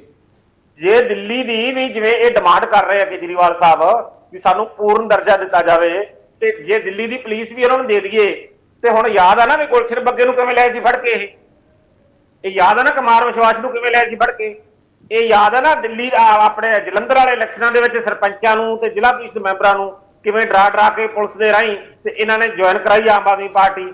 ਤੇ ਇਹਦਾ ਜੇ ਦਿੱਲੀ ਦੀ ਪੁਲਿਸ ਨੇ ਦੇਤੀ ਤੇ ਸੈਕਟਰ ਦੇ ਵਜ਼ੀਰਾਂ ਨੂੰ ਫੜ ਲਿਆ ਕਰਨਗੇ ਪੁਲਿਸ ਰਾਹੀਂ। ਜੇ ਦਿੱਲੀ ਦੀ ਸਾਰੀ ਐਡਮਿਨਿਸਟ੍ਰੇਸ਼ਨ ਦੇਤੀ ਇਹਨਾਂ ਨੂੰ, ਤੇ ਸਾਡੇ ਜਿਵੇਂ ਗੁਆਂਢੀ ਮੁਲਕਾਂ ਨਾਲ ਪਾਕਿਸਤਾਨ, ਉਹ ਉੱਥੋਂ ਦੀ ਮਿਲਟਰੀ ਹੈ ਜਿਹੜੀ, ਉੱਥੋਂ ਦੇ ਜਿਹੜੇ ਪੋਲੀਟੀਸ਼ੀਅਨ ਆ ਉਹਨਾਂ ਨੂੰ ਗ੍ਰਿਫਤਾਰ ਕਰਕੇ ਤੇ ਆਪਣੀ ਮਰਜ਼ੀ ਨਾਲ ਕੰਮ ਕਰਾਉਂਦੀ ਹੈ। ਤੇ ਦਿੱਲੀ ਦੀ ਪੁਲਿਸ ਦਾ ਫਿਰ ਕੇਜਰੀਵਾਲ ਜੋ ਕਿਹਾ ਕਰੂਗਾ, ਸਾਰੇ ਸੈਂਟਰ ਦੇ ਵਜ਼ੀਰ ਵੀ ਉਹ ਕਰਿਆ ਕਰਨਗੇ, ਤੇ ਬਾਕੀ ਸਟੇਟਾਂ ਦੇ ਵੀ ਜਿਹੜੇ ਮਾਨਯੋਗ ਮੁੱਖ ਮੰਤਰੀ ਆ ਉਹਨਾਂ ਨੇ ਵੀ ਆਉਣਾ ਹੁੰਦਾ ਦਿੱਲੀ, ਤੇ ਜਦੋਂ ਦਿੱਲੀ ਆਉਣਗੇ ਉਹਨਾਂ ਦੇ ਵੀ ਕੇਸ ਪਾ ਦਿਆ ਕਰਨਗੇ। ਇਹ ਯੂਟੀ ਇਸ ਕਰਕੇ ਬਣਾਈ ਗਈ ਸੀ ਦਿੱਲੀ ਕਿ ਜਿਹੜੀ ਹੈ ਇਹ ਕੇਂਦਰ ਸ਼ਾਸਿਤ ਪ੍ਰਦੇਸ਼ ਹੈ। ਇਸ ਕਰਕੇ ਇੱਥੇ ਸਾਰੀਆਂ ਸਟੇਟਾਂ ਨੇ ਆਉਣਾ, ਸਾਰੀਆਂ ਸਟੇਟਾਂ ਦੇ ਮੁੱਖ ਮੰਤਰੀਆਂ ਨੇ ਆਉਣਾ, ਤੇ ਕਿਸੇ ਤਰ੍ਹਾਂ ਦੀ ਕੋਈ ਸਿੱਧੀ ਦਖਲਅੰਦਾਜ਼ੀ ਨਾ ਹੋਵੇ। ਠੀਕ ਹੈ ਸਿੱਖਾਂ ਵਾਲਾ ਜੀ, ਤੁਸੀਂ ਇਹ ਸਵਾਲ ਚੁੱਕਿਆ। ਮੇਰਾ ਤੁਹਾਡੇ ਤੋਂ ਸਵਾਲ ਹੈ ਕਿ ਤੁਹਾਡੇ ਵੇਲੇ ਵੀ ਕਾਂਗਰਸ ਨੂੰ ਇਸੇ ਕਰਕੇ ਪੂਰਨ ਰਾਜ ਦਾ ਨਹੀਂ ਦਿੱਤਾ ਗਿਆ, ਪੁਲਿਸ ਨਹੀਂ ਦਿੱਤੀ ਗਈ, ਉਦੋਂ ਵੀ ਇਹੀ ਡਰ ਸੀਗਾ ਕਿ ਪੁਲਿਸ ਦਾ ਗਲਤ ਇਸਤੇਮਾਲ ਤੁਸੀਂ ਵੀ ਕਰ ਸਕਦੇ ਹੋ? ਦੇਖੋ ਜੀ, ਜਿਹੜਾ ਕਾਨੂੰਨ ਹੈ ਨਾ, ਹਾਂਜੀ, ਕਾਨੂੰਨ ਸਾਡੀ ਪਾਰਲੀਮੈਂਟ ਨੇ ਬਣਾਉਣਾ। ਪਹਿਲੀ ਗੱਲ ਤਾਂ ਹੁਣ ਆਪਾਂ ਸੁਪਰੀਮ ਕੋਰਟ ਦੀ ਆਪਾਂ ਗੱਲ ਤੇ ਚਰਚਾ ਕਰ ਰਹੇ ਹਾਂ। ਸੁਪਰੀਮ ਕੋਰਟ ਨੇ ਕਾਨੂੰਨ ਨਹੀਂ ਬਣਾਉਣਾ ਹੁੰਦਾ, ਸਾਡੇ ਦਰਸ਼ਕਾਂ ਨੂੰ ਇਹ ਗੱਲ ਸਮਝਣੀ ਚਾਹੀਦੀ ਹੈ। ਬਿਲਕੁਲ, ਸੁਪਰੀਮ ਕੋਰਟ ਨੇ ਕਾਨੂੰਨ ਨਹੀਂ ਬਣਾਉਣਾ, ਕਾਨੂੰਨ ਤੇ ਨਜ਼ਰਸਾਨੀ ਕਰਨੀ ਹੈ ਸਿਰਫ। ਕਾਨੂੰਨ ਆ ਜਿਹੜਾ ਉਹ ਸਾਡੀ ਪਾਰਲੀਮੈਂਟ ਦੇ ਵਿੱਚ ਬਣਦਾ ਹੈ, ਪਾਰਲੀਮੈਂਟ ਦੇ ਵਿੱਚ ਬਣਦਾ। ਜੇ ਉਹਦੇ ਵਿੱਚ ਕੋਈ ਸੋਧ ਵੀ ਕਰਨੀ ਹੈ ਉਹ ਵੀ ਪਾਰਲੀਮੈਂਟ ਦੇ ਵਿੱਚ ਹੁੰਦੀ ਹੈ। ਇਹ ਗੱਲ ਸਮਝਣ ਵਾਲੀ ਹੈ। ਜੀ ਜੀ, ਇਹ ਜਿਹੜਾ ਕਾਨੂੰਨ ਤਾਂ ਪਹਿਲੇ ਬਣਿਆ ਹੋਇਆ, ਮਾਨਯੋਗ ਜਿਹੜਾ ਸੁਪਰੀਮ ਕੋਰਟ ਨੇ ਇੱਕ ਇਹਨਾਂ ਨੇ ਆਰਡਰ ਪਾਸ ਕੀਤਾ ਸੀ ਵੀ ਜਿਹੜੀ ਪ੍ਰਸ਼ਾਸਨਿਕ ਹਲਕਿਆਂ ਦੇ ਵਿੱਚ ਇਹਨਾਂ ਨੂੰ ਬਿਲਕੁਲ ਉਹਦੇ ਚੋਂ ਬੇਦਖਲ ਨਾ ਕੀਤਾ ਜਾਵੇ ਜੀ। ਜਿਹੜੇ ਕੁਝ ਕੁ ਅੰਸ਼ਕ ਹੈ ਉਹਦੇ ਵਿੱਚ ਜਿਹੜੀ ਸਰਕਾਰ ਚੁਣੀ ਹੋਈ ਸਰਕਾਰ ਹੈ, ਕੇਜਰੀਵਾਲ ਸਾਹਿਬ ਜੀ ਦੇ ਮੁਖੀ ਹੈ, ਉਹਨਾਂ ਨੂੰ ਉਹਨਾਂ ਦਾ ਅਧਿਕਾਰ ਖੇਤਰ ਰਹਿਣ ਦਿੱਤਾ ਜਾਵੇ। ਪਰ ਇਹਨਾਂ ਨੇ ਰੌਲਾ ਚੱਕਦਾ, ਕਹਿੰਦੇ ਵੀ ਜਿੱਤ ਕੇ ਕੇਸ ਜਿੱਤ ਕੇ ਸਾਰਾ ਕੁਝ ਸਾਡੇ ਅੰਡਰ ਆ ਗਿਆ। ਇਹ ਗੁੰਮਰਾਹ ਕਰ ਰਿਹਾ ਹੈ, ਬਿਲਕੁਲ ਠੀਕ ਹੈ 100% ਸੋ ਗੁੰਮਰਾਹ ਕਰ ਤੁਸੀਂ ਰਿਹਾ ਵੀ ਇਹ ਕਹਿ ਰਹੇ ਹੋ ਕਿ ਕਿਤੇ ਨਾ ਕਿਤੇ ਇਹੀ ਗੁੰਮਰਾਹ ਕਰ ਰਹੇ ਨੇ। ਠੀਕ ਹੈ ਲੋਕੇਸ਼ ਜੀ। ਬਿਲਕੁਲ ਬਿਲਕੁਲ ਮੈਂ ਗੁਰਪ੍ਰੀਤ ਜੀ ਇੱਕ ਗੱਲ ਕਲੀਅਰ ਕਰਨਾ ਚਾਹੂੰਗਾ ਇੱਥੇ। ਭਾਸ਼ਾ ਜੀ ਜੀ ਜੀ ਇੱਕ ਮਿੰਟ ਜੀ ਚਾਹੀਦਾ ਹੋਏਗਾ। ਠੀਕ ਹੈ ਪਾਸੀ ਸਾਹਿਬ ਇੱਕ ਮਿੰਟ ਕਲੀਅਰ ਕਰ ਦਿਓ। ਲੋਕੇਸ਼ ਜੀ ਮੈਂ ਤੁਹਾਡੇ ਕੋਲ ਆਣਾ ਇੱਕ ਮਿੰਟ ਪਲੀਜ਼। ਇੱਕ ਇੰਟਰਫੇਰੈਂਸ ਅੱਛੀ ਨਹੀਂ ਲੱਗਦੀ ਨਹੀਂ ਨਹੀਂ ਠੀਕ ਹੈ ਮੈਂ ਮੈਂ ਇੱਕ ਮਿੰਟ ਬਿਲਕੁਲ ਇੰਟਰਫੇਅਰ ਨਹੀਂ ਕਰਿਆ ਨਹੀਂ, ਲੋਕੇਸ਼ ਜੀ, ਉਹਨਾਂ ਦੇ ਗੱਲ ਪੂਰੀ ਹੋਣ ਤੋਂ ਬਾਅਦ ਮੈਂ 1 ਮਿੰਟ ਮੰਗਿਆ। ਜੀ ਬਿਲਕੁਲ ਏਦਾਂ ਨਾ ਤੁਸੀਂ ਪਲੀਜ਼ ਕਰੋ। ਨਹੀਂ, point ਆ ਜੀ, ਗੁਰਪ੍ਰੀਤ ਜੀ, ਲਾ ਦਿਓ ਕੋਈ। ਹਾਂ ਗੁਰਪ੍ਰੀਤ ਜੀ, ਹਾਂਜੀ। ਗੁੰਮਰਾਹ ਅਸੀਂ ਨਹੀਂ ਕਰ ਰਹੇ, ਗੁੰਮਰਾਹ ਸਿੱਖਾਂ ਵਾਲਾ ਜੀ ਹੋਏ ਆ। ਇਸ ਤੋਂ ਪਹਿਲਾਂ ਇੱਕ ਡਿਬੇਟ 'ਚ ਲੋਕੇਸ਼ ਨਰੰਗ ਜੀ ਬੀਜੇਪੀ ਵੱਲੋਂ ਸੀ, ਨਰਵਾਲ ਜੀ ਕਾਂਗਰਸ ਵੱਲੋਂ ਸੀ, ਮੈਂ ਆਮ ਆਦਮੀ ਪਾਰਟੀ ਵੱਲੋਂ ਸੀ। ਉੱਥੇ ਕਾਂਗਰਸ ਦਾ ਸਟੈਂਡ ਇਹ ਸੀ ਕਿ ਕੇਂਦਰ ਸਰਕਾਰ ਨੇ ਗਲਤ ਕੀਤਾ। ਹੁਣ ਇਸ ਟਾਈਮ ਸਿੱਖਾਂ ਵਾਲਾ ਜੀ ਦਾ ਸਟੈਂਡ ਹੈ ਕੇਂਦਰਵਾਲ ਦੇ ਨਾਲ। ਮੈਂ ਇੱਕ ਚੀਜ਼ ਦੱਸ ਦਿੰਦਾ, ਪੁਲਿਸ ਦੀ ਤਾਂ ਗੱਲ ਹੀ ਨਹੀਂ। ਪੁਲਿਸ ਤਾਂ ਪਹਿਲਾਂ ਹੀ ਸੁਪਰੀਮ ਕੋਰਟ ਨੇ ਵੀ ਕਿਹਾ ਕਿ ਦਿੱਲੀ ਸਰਕਾਰ ਦੇ ਕੋਲ ਨਹੀਂ ਹੈ ਲੈਂਡ, ਪਬਲਿਕ ਆਰਡਰ। ਪੁਲਿਸ ਤੁਸੀਂ ਕੀ ਕਰ ਰਹੇ ਹੋ? ਪੁਲਿਸ ਦੇ ਦੇਣਗੇ ਜੀ ਆਮ ਆਦਮੀ ਪਾਰਟੀ ਨੂੰ। ਤੁਸੀਂ ਪੜਤਾ ਲੈਂਦੇ ਸਿੱਖਾਂ ਵਾਲਾ ਜੀ, ਤੁਸੀਂ ਗਮਰਾਹ ਕਰਨ ਲੱਗੇ ਇੱਥੇ। ਮੇਰਾ ਸਟੈਂਡ ਕੇਂਦਰ ਸਰਕਾਰ ਦੇ ਨਾਲ ਹੈ। ਮੇਰਾ ਸੰਵਿਧਾਨ ਦੇ ਨਾਲ ਹੈ। ਕਰ ਰਹੇ ਹੋ, ਪੁਲਿਸ ਦਾ ਤਾਂ ਇਸ਼ੂ ਹੀ ਨਹੀਂ ਹੈ। ਪੁਲਿਸ ਤਾਂ ਪਹਿਲਾਂ ਹੀ ਕੇਂਦਰ ਦੇ ਕੋਲ ਹੈ ਔਰ ਸੁਪਰੀਮ ਕੋਰਟ ਨੇ ਤਾਂ ਕਿਹਾ ਹੀ ਨਹੀਂ ਵੀ ਪੁਲਿਸ ਦੇ ਉੱਤੇ ਕੰਟਰੋਲ ਜਿਹੜਾ ਠੀਕ ਹੈ ਪਾਸੀ ਸਾਹਿਬ ਆ ਗਈ ਤੁਹਾਡੀ ਗੱਲ। ਗਮਰਾਹ ਤਾਂ ਤੁਸੀਂ ਹੋ। ਠੀਕ ਹੈ ਇਹ ਲੋਕ ਜਾਣਦੇ ਨੇ ਕੌਣ ਕਿਹਨੂੰ ਗੁੰਮਰਾਹ ਕਰ ਰਿਹਾ। ਠੀਕ ਹੈ ਲੋਕੇਸ਼ ਜੀ, ਜੇ ਗੱਲ ਕੀਤੀ ਜਾਵੇ ਤੁਸੀਂ 95 ਨੰਬਰ ਪੈਰਾ ਪੜਿਆ, ਪਰ ਉਦੋਂ ਜਿਹੜਾ ਅਦਾਲਤ ਦੇ ਵੱਲੋਂ ਦੀ ਜਿਹੜਾ ਮਾਨਯੋਗ ਸੁਪਰੀਮ ਕੋਰਟ ਦੇ ਵੱਲੋਂ ਦੀ ਫੈਸਲਾ ਦਿੱਤਾ ਗਿਆ ਸੀਗਾ, ਉਸ ਦੇ ਵਿੱਚ ਇਹ ਵੀ ਕਿਹਾ ਗਿਆ ਸੀਗਾ ਕਿ ਕੇਂਦਰ ਦੀ ਸ਼ਕਤੀ ਦਾ ਕੋਈ ਹੋਰ ਵਿਸਤਾਰ ਸੰਵਿਧਾਨਕ ਯੋਜਨਾ ਦੇ ਉਲਟ ਹੋਵੇਗਾ ਤੇ ਦਿੱਲੀ ਹੋਰ ਸੂਬਿਆਂ ਦੇ ਵਾਂਗੂ ਹੀ ਹੈ ਅਤੇ ਇਸ ਦੀ ਵੀ ਇੱਕ ਚੁਣੀ ਹੋਈ ਸਰਕਾਰ ਦੀ ਇੱਕ ਵਿਵਸਥਾ ਹੈ। ਇਹ ਵੀ ਸੁਪਰੀਮ ਕੋਰਟ ਵੱਲੋਂ ਕਿਹਾ ਗਿਆ ਸੀ। ਦੇਖੋ ਗੁਰਪ੍ਰੀਤ ਜੀ, ਇਹ ਪਹਿਲੀ ਵਾਰੀ ਨਹੀਂ ਹੈਗਾ ਜੀ ਕਿ ਕਿਸੇ ਕਾਨੂੰਨ ਤੇ ਕੇਂਦਰ ਸਰਕਾਰ ਦੇ ਕਿਸੇ ਕਾਨੂੰਨ ਤੇ ਸੁਪਰੀਮ ਕੋਰਟ ਨੇ ਕੋਈ ਆਪੋਜ਼ਿਟ ਫੈਸਲਾ ਦਿੱਤਾ ਹੋਵੇ, ਅਮੈਂਡਮੈਂਟ ਨਾ ਹੋਈ ਹੋਵੇ। ਪਾਸਟ ਦੇ ਵਿੱਚ ਵੀ ਐਸੇ ਬਥੇਰੇ ਕਾਨੂੰਨ ਨੇ ਜਿੱਥੇ ਸੁਪਰੀਮ ਕੋਰਟ ਨੇ ਕਿਹਾ ਕਿ ਸਾਨੂੰ ਸਾਡੇ ਮੁਤਾਬਕ ਇਹ ਠੀਕ ਨਹੀਂ ਹੈ ਦੀ ਐਕਸਪਲੇਨੇਸ਼ਨ, ਉਹਨੂੰ ਪਾਰਲੀਮੈਂਟ ਨੇ ਬਾਅਦ ਚ ਅਮੈਂਡ ਕੀਤਾ, ਆਰਡੀਨੈਂਸ ਨਾਲ ਕੀਤਾ, ਚਾਹੇ ਸੈਸ਼ਨ ਚ ਕੀਤਾ, ਉਹ ਸਰਕਾਰ ਦੀ ਡਿਸਕ੍ਰਿਸ਼ਨ ਆ। ਜੀ ਜਿਹੜੀ ਗੱਲ ਸਿੱਖਾਂ ਵਾਲਾ ਜੀ ਕਹਿ ਰਹੇ ਨੇ, ਮੈਂ ਤੁਹਾਨੂੰ ਉਸੇ ਗੱਲ ਨੂੰ ਸੈਕਿੰਡ ਕਰਦਾ ਕਿ ਸੁਪਰੀਮ ਕੋਰਟ ਦਾ ਕੰਮ ਕਾਨੂੰਨ ਬਣਾਉਣਾ ਨਹੀਂ ਆ। ਜੀ ਬਿਲਕੁਲ। ਸੁਪਰੀਮ ਕੋਰਟ ਨੇ ਜੇ ਕਾਨੂੰਨ ਦੇ ਵਿੱਚ ਕੋਈ ਖਾਮੀ ਲੱਗਦੀ ਆ, ਉਹ ਸਰਕਾਰ ਨੂੰ ਪੁਆਇੰਟ ਆਊਟ ਕਰ ਸਕਦੀ ਹੈ, ਸਰਕਾਰ ਨੂੰ ਦੁਬਾਰਾ ਕੰਸੀਡਰੇਸ਼ਨ ਲਈ ਭੇਜ ਸਕਦੀ ਆ। ਪਰ ਜਿੱਥੇ ਯੂਨੀਅਨ ਟੈਰੀਟਰੀ ਆ, ਯੂਨੀਅਨ ਟੈਰੀਟਰੀ ਦੇ ਵਿੱਚ ਜਦਕਿ ਪਾਰਲੀਮੈਂਟ ਨੇ ਉਸ ਸਟੇਟ ਨੂੰ ਸੰਪੂਰਨ ਰਾਜ ਦਾ ਦਰਜਾ ਨਹੀਂ ਦਿੱਤਾ, ਤਾਂ ਸੁਪਰੀਮ ਕੋਰਟ ਕੋਲ ਕੋਈ ਸੂਓ ਮੋਟੋ ਪਾਵਰ ਨਹੀਂ ਆ। ਸੁਪਰੀਮ ਕੋਰਟ ਦੇ ਆਰਡਰ ਨੂੰ ਜਦੋਂ ਵਾਚਿਆ ਗਿਆ, ਸਰਕਾਰ ਦੇ ਜਿਹੜੇ ਲਾਅ ਆਫੀਸਰਸ ਨੇ ਜਿੰਨੇ ਵੀ ਲੈਵਲ ਤੇ ਡਿਸਕਸ ਹੋਇਆ, ਉਸ ਤੋਂ ਬਾਅਦ ਇਹ ਦੇਖਿਆ ਗਿਆ ਵੀ ਕਿਉਂਕਿ ਦਿੱਲੀ ਸਰਕਾਰ ਦੀ ਭਾਵਨਾਵਾਂ ਦਾ ਵੀ ਧਿਆਨ ਰੱਖਿਆ ਗਿਆ, ਮੁੱਖ ਮੰਤਰੀ ਸਾਹਿਬ ਦੀ ਭਾਵਨਾਵਾਂ ਦਾ ਵੀ ਧਿਆਨ ਰੱਖਿਆ ਗਿਆ ਕਿ ਉਹਨਾਂ ਦਾ ਵੀ ਸਿਲੈਕਸ਼ਨ ਪ੍ਰੋਸੈਸ ਦੇ ਵਿੱਚ ਹੋਣਾ ਚਾਹੀਦਾ ਔਰ ਉਹਨਾਂ ਨੂੰ ਵੀ ਉਸ ਪੈਨਲ ਦੇ ਵਿੱਚ ਬਣਾਇਆ ਗਿਆ। ਚੀਫ ਸੈਕਟਰੀ ਵੀ ਦਿੱਲੀ ਗਵਰਨਮੈਂਟ ਦਾ ਆ, ਮੁੱਖ ਮੰਤਰੀ ਵੀ ਦਿੱਲੀ ਗਵਰਨਮੈਂਟ ਦਾ ਆ, ਜਿਹੜਾ ਹੋਮ ਸੈਕਟਰੀ ਉਹ ਵੀ ਦਿੱਲੀ ਗਵਰਨਮੈਂਟ ਦਾ ਆ। ਤੇ ਜਦ ਸਾਰੀਆਂ ਪਾਵਰਸ ਹੀ ਇਹਨਾਂ ਦੇ ਕੋਲ ਨੇ ਨਵੇਂ ਆਰਡੀਨੈਂਸ ਦੇ ਨਾਲ ਵੀ, ਤੇ ਤਮਾਸ਼ਾ ਕਿਉਂ ਕਰਦੇ ਨੇ? ਹੁਣ ਇਹ ਤਮਾਸ਼ਾ ਕਿਉਂ ਕਰਦੇ ਨੇ, ਮੈਂ ਤੁਹਾਨੂੰ ਉਹਦਾ ਕਾਰਨ ਦੱਸਦਾ। ਕਾਰਨ ਇਹ ਆ ਕਿ ਇਹ ਆ ਪਾਰਟੀ ਜਿਹੜੀ ਆ ਭ੍ਰਿਸ਼ਟਾਚਾਰ ਦੇ ਵਿੱਚ ਲਿਪਤ ਆ। ਉਹ ਜਿਹੜੇ ਲੋਕਾਂ ਨੂੰ ਸਭ ਤੋਂ ਵੱਧ ਭ੍ਰਿਸ਼ਟ ਕਹਿੰਦੇ ਸੀ, ਉਹਨਾਂ ਨਾਲ ਜਲਦੀ ਹੀ ਸਟੇਜ ਸਾਂਝਾ ਕਰਨ ਲੱਗੇ ਨੇ। ਲਾਲੂ ਪ੍ਰਸਾਦ ਯਾਦਵ ਨੂੰ ਸਭ ਤੋਂ ਜ਼ਿਆਦਾ ਭ੍ਰਿਸ਼ਟ ਕਹਿੰਦੇ ਸੀ, ਨਿਤੀਸ਼ ਕੁਮਾਰ ਨੂੰ ਭ੍ਰਿਸ਼ਟ ਕਹਿੰਦੇ ਸੀ, ਸਲਮਾਨ ਖੁਰਸ਼ੀਦ ਨੂੰ ਭ੍ਰਿਸ਼ਟ ਕਹਿੰਦੇ ਸੀ, ਕਪਿਲ ਸਿੱਬਲ ਨੂੰ ਭ੍ਰਿਸ਼ਟ ਨੇਤਾ ਕਹਿੰਦੇ ਸੀ, ਸ਼ੀਲਾ ਦੀਕਸ਼ਿਤ ਬਾਰੇ ਤਾਂ ਪਤਾ ਨਹੀਂ ਕਿਆ ਵਾਹੀਆਤ ਸ਼ਬਦ ਵਰਤਦੇ ਸੀ। ਹੁਣ ਇਹਨਾਂ ਦੀ ਮਜਬੂਰੀ ਇਹ ਆ ਕਿ ਪਟਨਾ ਸਾਹਿਬ ਦੇ ਵਿੱਚ ਜਿਹੜੀ ਰੈਲੀ ਹੋ ਰਹੀ ਆ, ਉੱਥੇ ਕੇਜਰੀਵਾਲ ਸਾਹਿਬ ਨੇ ਸਾਰੇ ਭ੍ਰਿਸ਼ਟ ਬੰਦਿਆਂ ਨਾਲ ਸਟੇਜ ਸ਼ੇਅਰ ਕਰਨੀ ਆ। ਹੁਣ ਉਹ ਸਟੇਜ ਸ਼ੇਅਰ ਕਰਨੀ ਆ, ਉੱਥੇ ਜਾਣ ਦਾ ਕੋਈ ਬਹਾਨਾ ਤਾਂ ਚਾਹੀਦਾ, ਕੋਈ ਆਪਾਂ ਰਾਜਨੀਤੀ 'ਚ ਕੋਈ ਟਵਿਸਟ। ਕਿਉਂਕਿ ਦੇਖੋ ਕੇਜਰੀਵਾਲ ਸਾਹਿਬ ਇੱਕ ਬੜੇ ਕਲੇਵਰ ਪੋਲੀਟੀਸ਼ੀਅਨ ਨੇ, ਉਹਨਾਂ ਨੇ ਕੋਈ ਵੀ ਗੱਲ ਆਪਣੇ ਤੇ ਨਹੀਂ ਲੈਣੀ, ਉਹਨਾਂ ਨੇ ਹਰ ਗੱਲ ਦੂਸਰੇ ਤੇ ਪਾਣੀ ਹੁੰਦੀ, ਜੋ ਆਪਾਂ 2013 ਤੋਂ ਦੇਖ ਰਹੇ ਹਾਂ। ਕਿਉਂਕਿ ਹੁਣ ਉਹਨਾਂ ਨੇ ਉੱਥੇ ਇਹ ਕਰਨਾ, ਜਦਕਿ ਇਸ ਆਰਡੀਨੈਂਸ ਦੇ ਨਾਲ ਤਾਂ ਉਹਨਾਂ ਦੀ ਪਾਵਰਾਂ ਵਧੀਆਂ ਨੇ, ਪਰ ਉਹਨਾਂ ਨੇ ਕੋਈ ਨਾ ਕੋਈ ਸਨਸਨੀ ਫਲਾਈ ਰੱਖਣੀ ਆ। ਔਰ ਜਾ ਕੇ ਦੇਖੋ, ਤੁਸੀਂ ਜਰਾ ਸੋਚ ਕੇ ਦੇਖੋ ਗੁਰਪ੍ਰੀਤ ਜੀ, ਕਿ ਆਉਣ ਵਾਲੇ ਦਿਨਾਂ ਦੇ ਵਿੱਚ ਇਸ ਪਾਰਟੀ ਦਾ ਕੀ ਸਿਨੈਰੀਓ ਹੋਏਗਾ ਜਾਂ ਕੀ ਹਾਲਾਤ ਹੋਣਗੇ। ਠੀਕ ਹੈ, ਪਰ ਲੋਕੇਸ਼ ਜੀ ਜੇ 10 ਸੈਕਟਰ ਜਿਨ੍ਹਾਂ ਨੂੰ ਸਭ ਤੋਂ ਵੱਧ ਭ੍ਰਿਸ਼ਟ ਕਹਿੰਦੇ ਸੀਗੇ, ਉਹਨਾਂ ਨਾਲ ਸਟੇਜ ਤੇ ਖੜੇ ਹੋ ਕੇ ਹੱਥ 'ਚ ਹੱਥ ਪਾ ਕੇ ਖੜੇ ਹੋਣਗੇ ਕਿ ਹਮ ਸਾਥ ਹੈ। ਕਿਆ ਇਹ ਬਦਲਾਵ ਲੈ ਕੇ ਆਏ ਨੇ? ਤਾਂ ਥੋੜਾ ਜਿਹਾ ਲੋਕ ਇਹਨਾਂ ਨੂੰ ਵੀ ਦੇਖ ਰਹੇ ਨੇ ਕਿ ਯਾਰ ਇਹ ਕਹਿੰਦੇ ਕੀ ਹੁੰਦੇ ਸੀ ਤੇ ਕਰ ਕੀ ਰਹੇ ਨੇ। ਠੀਕ ਹੈ ਲੋਕੇਸ਼ ਜੀ, ਮੇਰਾ ਸਵਾਲ ਇਹ ਹੈ ਕਿ ਜਿਹੜਾ ਫੈਸਲਾ ਸੀਗਾ ਜਦੋਂ ਆਇਆ, ਉਸ ਦੇ ਵਿੱਚ ਤਾਂ ਸਪੈਸ਼ਲੀ ਇਹ ਲਿਖਿਆ ਕਿ ਪੁਲਿਸ ਕਾਨੂੰਨ ਵਿਵਸਥਾ ਤੇ ਜ਼ਮੀਨ, ਜਿਸ ਦਾ ਜ਼ਿਕਰ ਜਸਵਿੰਦਰ ਜੀ ਨੇ ਵੀ ਕੀਤਾ ਹੈ ਕਿ ਇਹਦੇ ਵਿੱਚ ਦਿੱਲੀ ਸਰਕਾਰ ਦਾ ਦਖਲ ਨਹੀਂ ਹੈ। ਉਹ ਤਾਂ ਟਰਾਂਸਫਰ ਅਤੇ ਪੋਸਟਿੰਗ ਦੀ ਗੱਲ ਕਰ ਰਹੇ ਨੇ ਕਿ ਆਫੀਸਰਸ ਦੀ ਜਿਹੜੀਆਂ ਟਰਾਂਸਫਰਸ ਨੇ ਇੱਕ ਸਰਕਾਰ ਆਪਣੇ ਮਨ ਮੁਤਾਬਕ ਤਾਂ ਕਰ ਹੀ ਸਕਦੀ ਹੈ, ਉਹਦੇ ਵਾਸਤੇ ਵੀ ਕੀ ਐਲਜੀ ਸਾਹਿਬ ਦੀ ਪਰਮਿਸ਼ਨ ਜ਼ਰੂਰੀ ਹੈ? ਮੈਂ ਇਹ ਸਮਝਣਾ ਚਾਹੁੰਦਾ ਕਿ ਬਿਲਕੁਲ ਜ਼ਰੂਰੀ ਆ, ਕਿਉਂਕਿ ਜਿਹੜੇ ਆਈਐਸ ਅਫਸਰ ਇਹਨਾਂ ਦੇ ਭ੍ਰਿਸ਼ਟਾਚਾਰ ਦੀ ਜਾਂਚ ਕਰ ਰਹੇ ਸੀਗੇ, ਸ਼ੀਸ਼ ਮਹਿਲ ਦੀ ਜਾਂਚ ਕਰ ਰਹੇ ਸੀਗੇ, ਸਭ ਤੋਂ ਪਹਿਲਾਂ ਤਾਂ ਇਹਨਾਂ ਨੇ ਉਹਨਾਂ ਨੂੰ ਦਬਕਾਇਆ। ਦੇਖੋ ਜਿਹੜੀ ਗੱਲ ਸਿੱਖਾਂ ਵਾਲਾ ਜੀ ਨੇ ਕਹੀ ਤੁਸੀਂ ਧਿਆਨ ਨਾਲ ਸੁਣੀ ਨਹੀਂ ਜੀ। ਕਿ ਜਦੋਂ ਸੁਪਰੀਮ ਕੋਰਟ ਦਾ ਫੈਸਲਾ ਆਇਆ ਨਾ ਤਾਂ ਬੀਜੇਪੀ ਨੇ ਕੋਈ ਕਮੈਂਟ ਕੀਤਾ ਨਾ ਕਾਂਗਰਸ ਪਾਰਟੀ ਨੇ ਕੋਈ ਕਮੈਂਟ ਕੀਤਾ, ਪਰ ਅਰਵਿੰਦ ਕੇਜਰੀਵਾਲ ਜੀ ਨੇ ਉਸੇ ਵੇਲੇ ਅਫਸਰਾਂ ਨੂੰ ਧਮਕਾਉਣਾ ਸ਼ੁਰੂ ਕਰਤਾ ਕਿ ਹੁਣ ਤੁਹਾਡੇ ਕੋਲ ਮੈਂ ਹਿਸਾਬ ਲਵਾਂਗਾ। ਉਹਦਾ ਮਤਲਬ ਕੀ ਹੈ ਕਿ ਜਿਹੜਾ ਮੇਰੇ ਭ੍ਰਸ਼ਟਾਚਾਰ ਦੀ ਜਾਂਚ ਕਰ ਰਿਹਾ ਉਹਨੂੰ ਮੈਂ ਦੱਸੂਗਾ। ਦੇਖੋ ਹਲੇ ਫੈਸਲਾ ਆਇਆ ਨਹੀਂ, ਉਹਦੀ ਕਾਪੀ ਸਰਕੂਲੇਟ ਨਹੀਂ ਹੋਈ ਹੈ, ਇਹਨਾਂ ਨੇ ਅਫਸਰ ਧਮਕਾਉਣੇ ਸ਼ੁਰੂ ਕਰਤੇ, ਅਫਸਰ ਬਦਲਾਣੇ ਸ਼ੁਰੂ ਕਰ ਠੀਕ ਹੈ। ਦਿੱਤੇ। ਤੇ ਤੁਸੀਂ ਮੈਨੂੰ ਦੱਸੋ ਗੁਰਪ੍ਰੀਤ ਜੀ, ਜੀ, ਜੀ, ਜੀ। ਜੇ ਕੋਈ ਕੇਜਰੀਵਾਲ ਸਾਹਿਬ ਦੇ ਭ੍ਰਸ਼ਟਾਚਾਰ ਦੀ ਜਾਂਚ ਕਰ ਰਿਹਾ ਤਾਂ ਕਿਆ ਉਹਦਾ ਤਬਾਦਲਾ ਹੋਣਾ ਚਾਹੀਦਾ? ਕਿਆ ਸਿਰਫ ਇਸ ਗੱਲ ਤੇ ਉਹਦਾ ਤਬਾਦਲਾ ਹੋ ਜਾਣਾ ਚਾਹੀਦਾ ਕਿ ਉਹ ਕੇਜਰੀਵਾਲ ਸਾਹਿਬ ਨੂੰ ਐਕਸਪੋਜ਼ ਕਰ ਰਿਹਾ? ਮੈਂ ਤੁਹਾਨੂੰ ਪਹਿਲਾਂ ਇਹ ਕਹਿ ਰਿਹਾ ਕਿ ਇਹ ਆਪਣੇ ਮੰਤਰੀਆਂ ਦੇ ਰਾਹੀਂ ਭ੍ਰਸ਼ਟਾਚਾਰ ਕਰਦੇ ਨੇ, ਪੈਸੇ ਭ੍ਰਸ਼ਟਾਚਾਰ ਮੰਤਰੀਆਂ ਰਾਹੀਂ ਕਰਾ ਕੇ ਪੈਸੇ ਆਪਣੇ ਕੋਲ ਰੱਖ ਲੈਂਦੇ ਨੇ ਔਰ ਮੰਤਰੀਆਂ ਨੂੰ ਜੇਲ੍ਹ 'ਚ ਕਰਾ ਦਿੰਦੇ ਨੇ। ਇਹ ਇਹਨਾਂ ਦਾ ਮੋਡਸ ਆਪਰੈਂਡੀ ਹੈ ਭ੍ਰਸ਼ਟਾਚਾਰ ਦਾ ਕਿ ਆਪ ਤਾਂ ਉਹ IRS ਨੇ, ਪੜ੍ਹੇ ਲਿਖੇ ਵੀ ਬਹੁਤ ਨੇ, ਪਰ ਸਾਈਨ ਨਹੀਂ ਕਰਦੇ ਕਿਸੇ ਫਾਈਲ ਤੇ ਜੇ ਕੋਈ ਪ੍ਰਧਾਨ ਮੰਤਰੀ ਦੇਸ਼ ਵਿੱਚ ਕੰਮ ਕਰ ਰਿਹਾ ਤਾਂ ਉਹਨੂੰ ਘੱਟ ਪੜ੍ਹਿਆ ਲਿਖਿਆ ਕਹਿ ਕੇ ਕਮੈਂਟ ਕਰ ਰਹੇ ਨੇ। ਤੇ ਐਸੀ ਸਿਆਸਤ ਕੇਜਰੀਵਾਲ ਸਾਹਿਬ ਇਸ ਦੇਸ਼ ਨਾਲ ਕਰ ਰਹੇ ਨੇ। ਠੀਕ ਹੈ। ਤੇ ਇੰਨੇ ਹੀ ਪੜ੍ਹੇ ਲਿਖੇ ਨੇ ਤੇ ਸਾਈਨ ਕਰਨ ਤੋਂ ਕਿਉਂ ਡਰਦੇ ਨੇ? ਠੀਕ ਹੈ, ਠੀਕ ਹੈ। ਇਹਦਾ ਜਵਾਬ ਪਾਸੀ ਜੀ ਹੀ ਦੇ ਦੇਣਗੇ। ਪਾਸੀ ਜੀ ਇਹਦਾ ਵੀ ਜਵਾਬ ਦੇ ਦੇਣਾ ਕਿ ਫਾਈਲਾਂ ਤੇ ਸਾਈਨ ਨਹੀਂ ਹੁੰਦਾ। ਤੇ ਕੁਝ ਇਹ ਗੱਲ ਕਹਿ ਰਹੇ ਨੇ ਕਿ ਤੁਸੀਂ ਗੁੰਮਰਾਹ ਕਰ ਰਹੇ ਹੋ ਲੋਕਾਂ ਨੂੰ, ਤੁਸੀਂ ਫੈਸਲਾ ਪੂਰਾ ਪੜ੍ਹਿਆ ਹੀ ਨਹੀਂ ਹੈਗਾ, ਤੁਸੀਂ ਪਹਿਲਾਂ ਹੀ ਸਨਸਨੀ ਫੈਲਾਉਣੀ ਸ਼ੁਰੂ ਕਰ ਦਿੱਤੀ। ਅਸੀਂ ਤਾਂ ਜਿੱਤ ਗਏ ਜੀ, ਸਾਡੇ ਬਹੁਤ ਵੱਡੀ ਲੋਕਤੰਤਰ ਦੀ ਜਿੱਤ ਹੋ ਗਈ, ਹੁਣ ਅਸੀਂ ਦਿੱਲੀ ਨੂੰ ਤੇਜ਼ ਰਫ਼ਤਾਰ ਦੇ ਨਾਲ, ਚੌਗਣੀ ਰਫ਼ਤਾਰ ਨਾਲ, ਉਦੋਂ ਵੀ ਉਹਨਾਂ ਦੀ ਇਹੀ ਬਿਆਨ ਆਇਆ ਸੀਗਾ, ਅਸੀਂ ਚੌਗਣੀ ਰਫ਼ਤਾਰ ਦੇ ਨਾਲ ਦਿੱਲੀ ਨੂੰ ਅੱਗੇ ਵਧਾਵਾਂਗੇ।